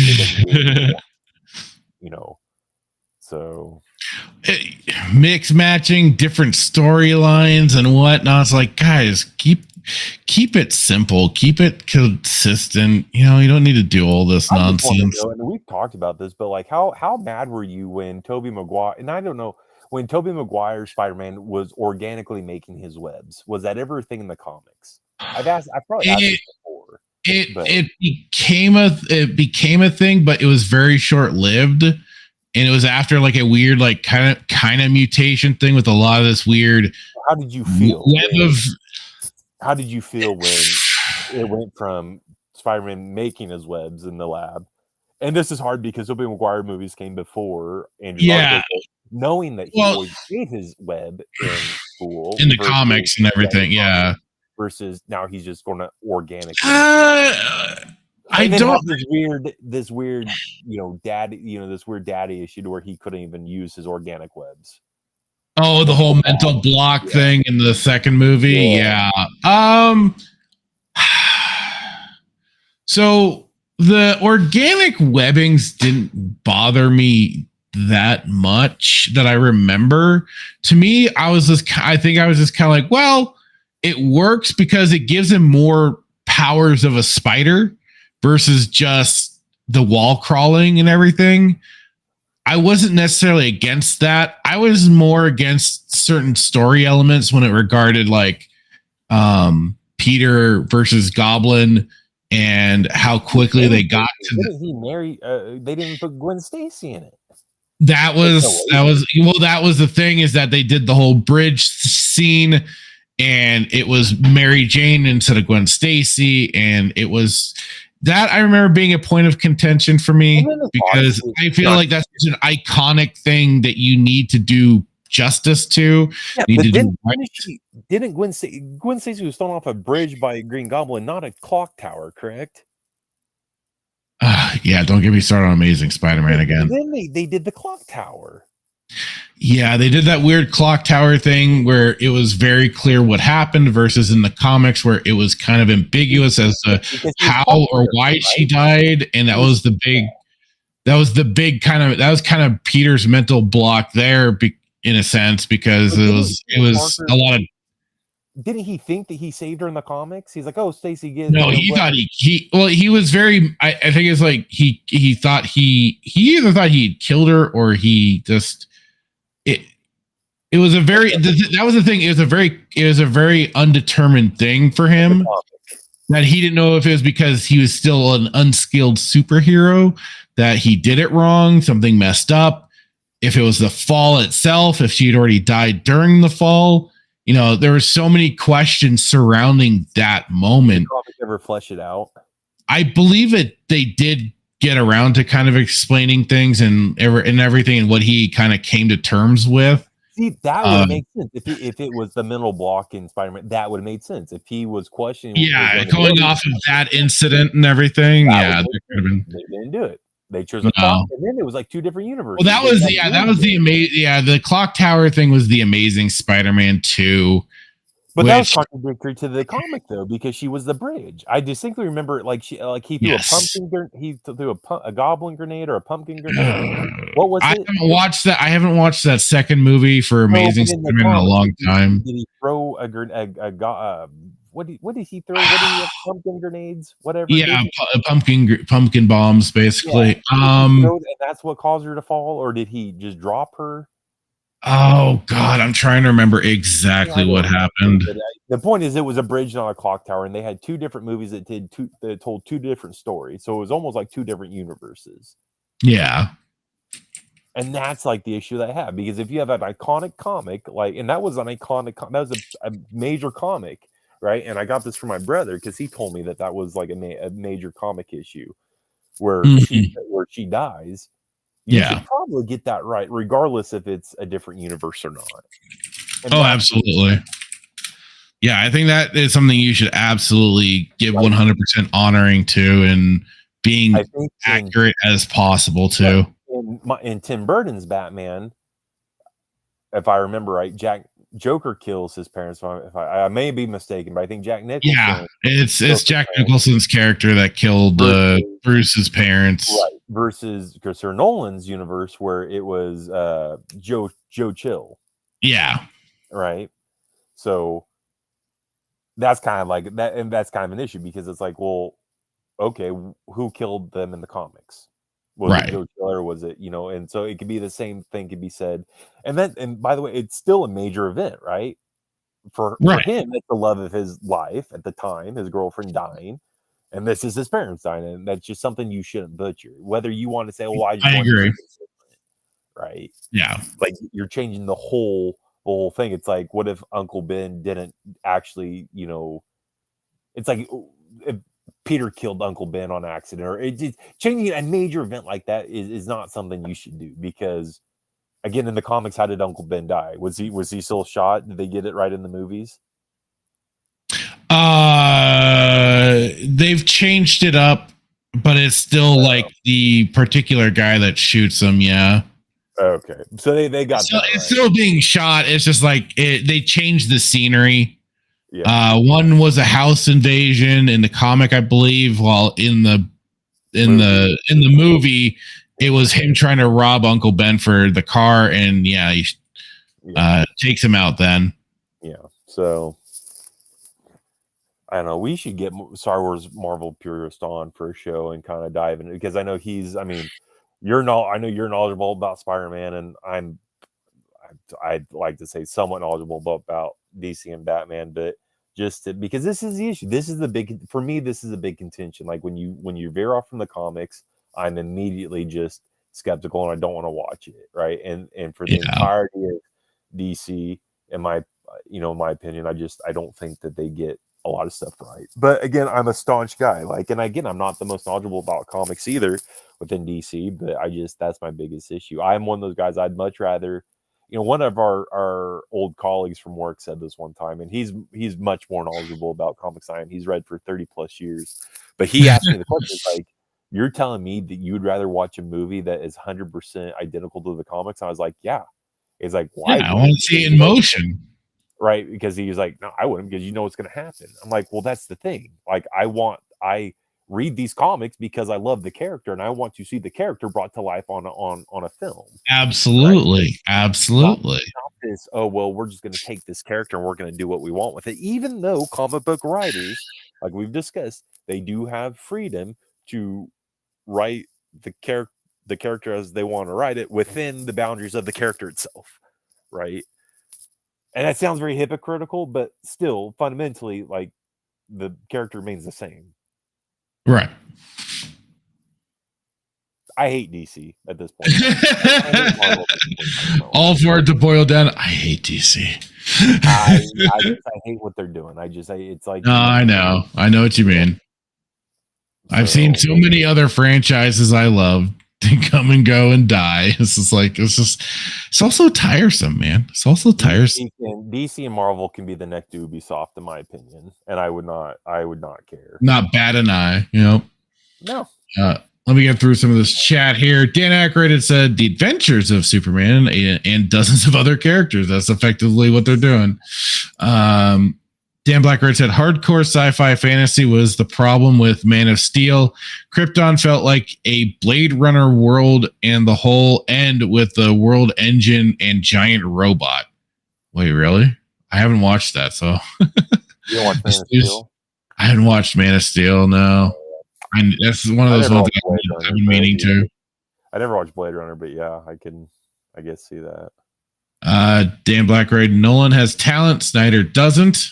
Well, that's a fact. Hey, Static, how's it going? Yeah, Nolan did. Snyder didn't. Dan Blackbird's been asking people questions. Rebel Moon was the worst movie Snyder ever made. I haven't watched that yet. I've just heard all the negative things about it.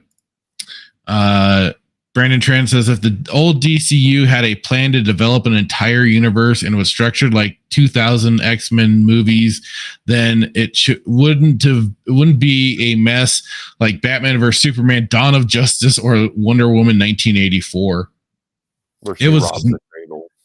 Sheesh. Dan Blackbird said they don't even have enough money to do a proper slate announcement. It was in some hotel basement with a chalkboard and black curtains. Oh no. And then says, and Gunn announced garbage instead of trying to create interest. He used it to promote characters and artists nobody responded to, like Authority and Tom King's Supergirl. Brandon Trent said Lex Luthor should have been played by Billy Zane. Interesting. He looks exactly like Lex from Superman animated series. Jesse Eisenberg was. Billy Zane played in The Mummy.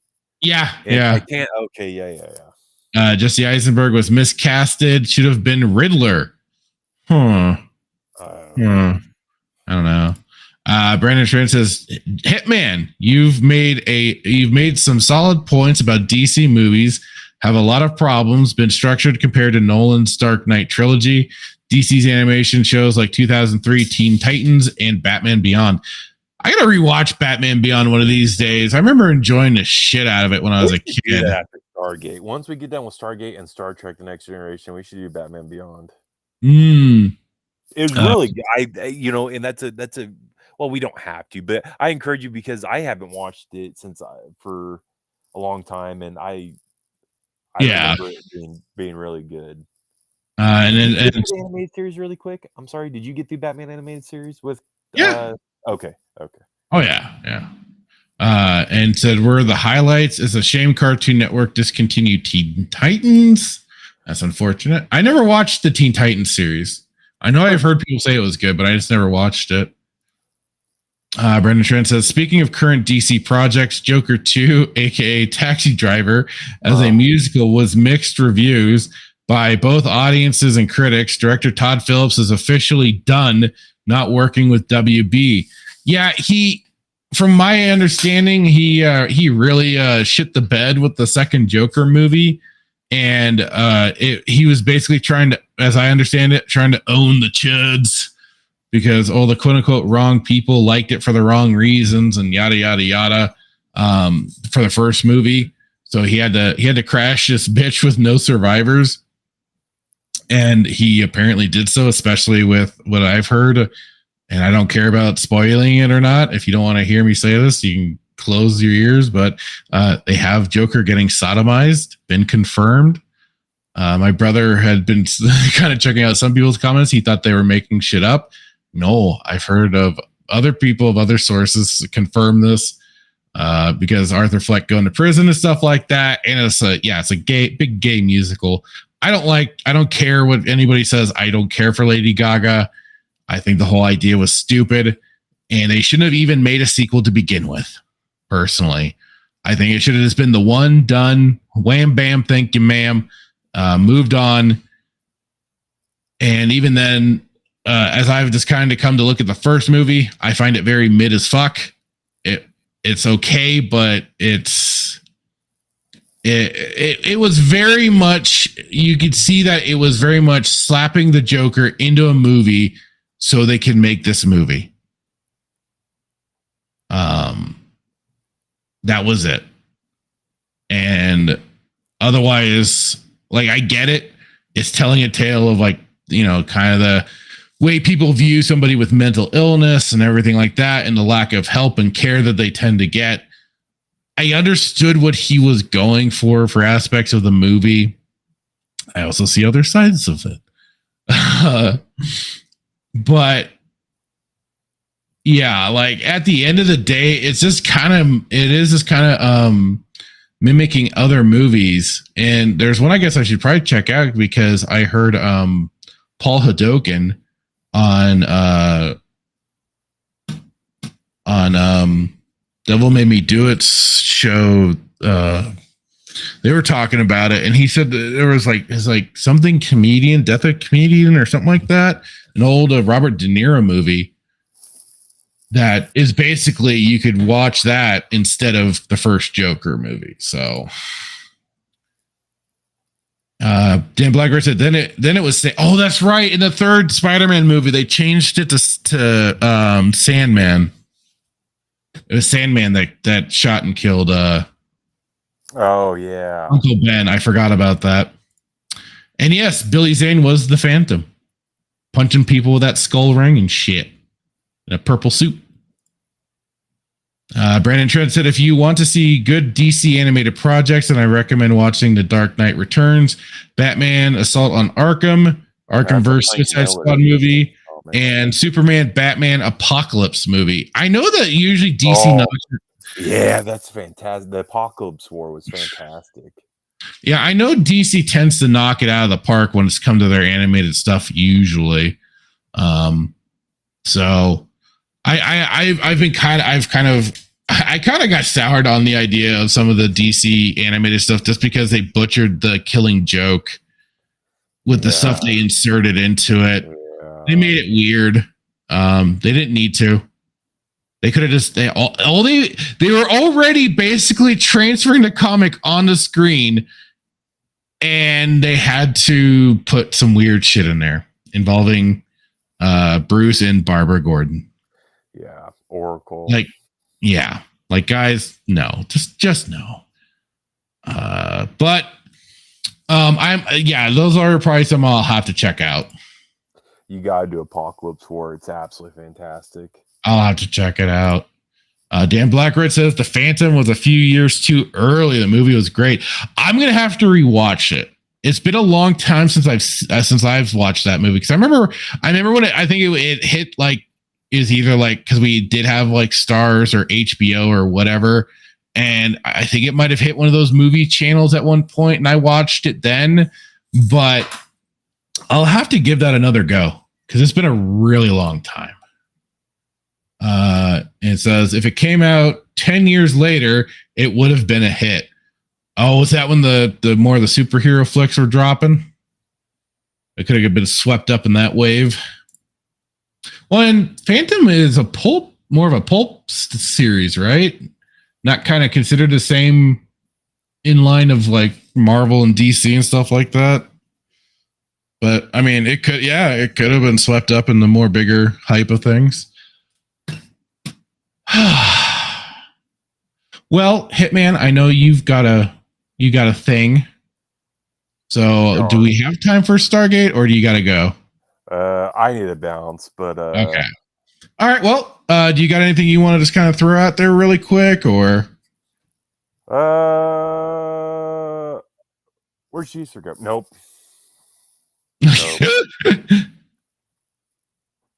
Well, I know Sheepster does. Oh, I do.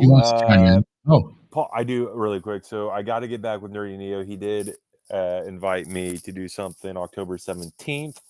I am on vacation that week. So to answer him, I got to get back on my Discord.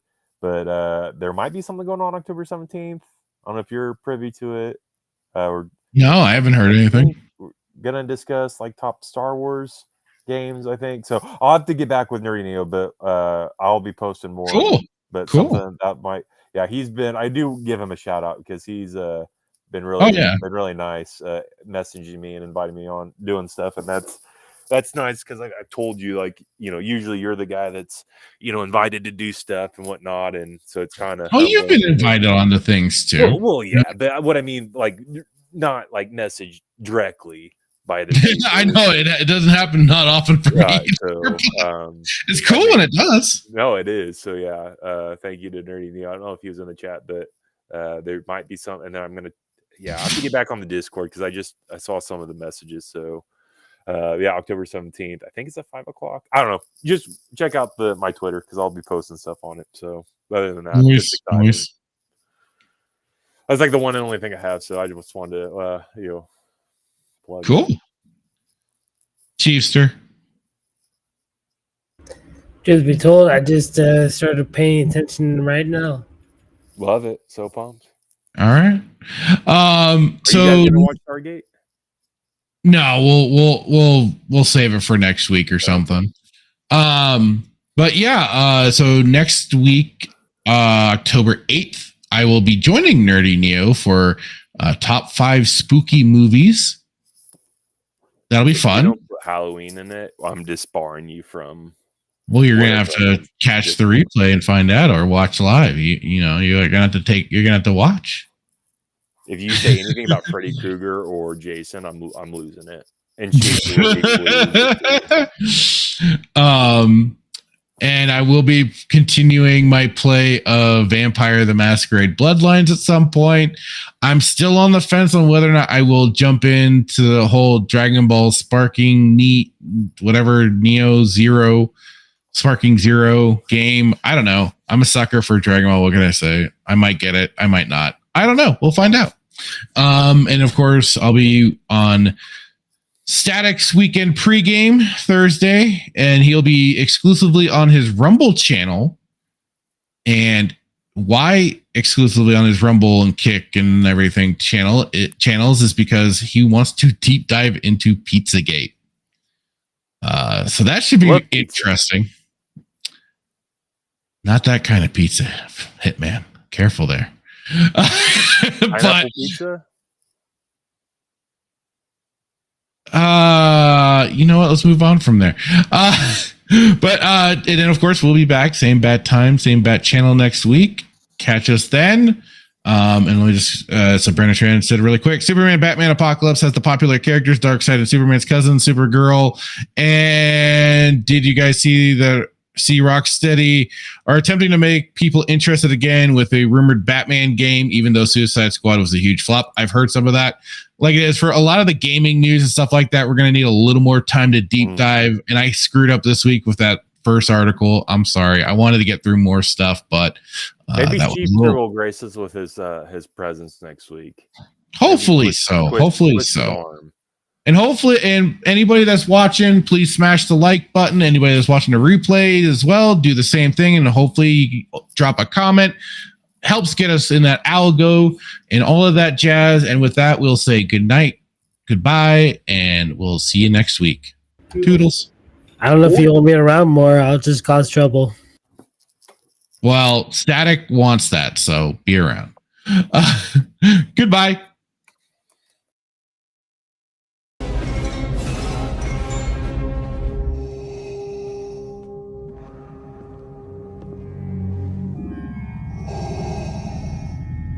What is thy bidding, my master?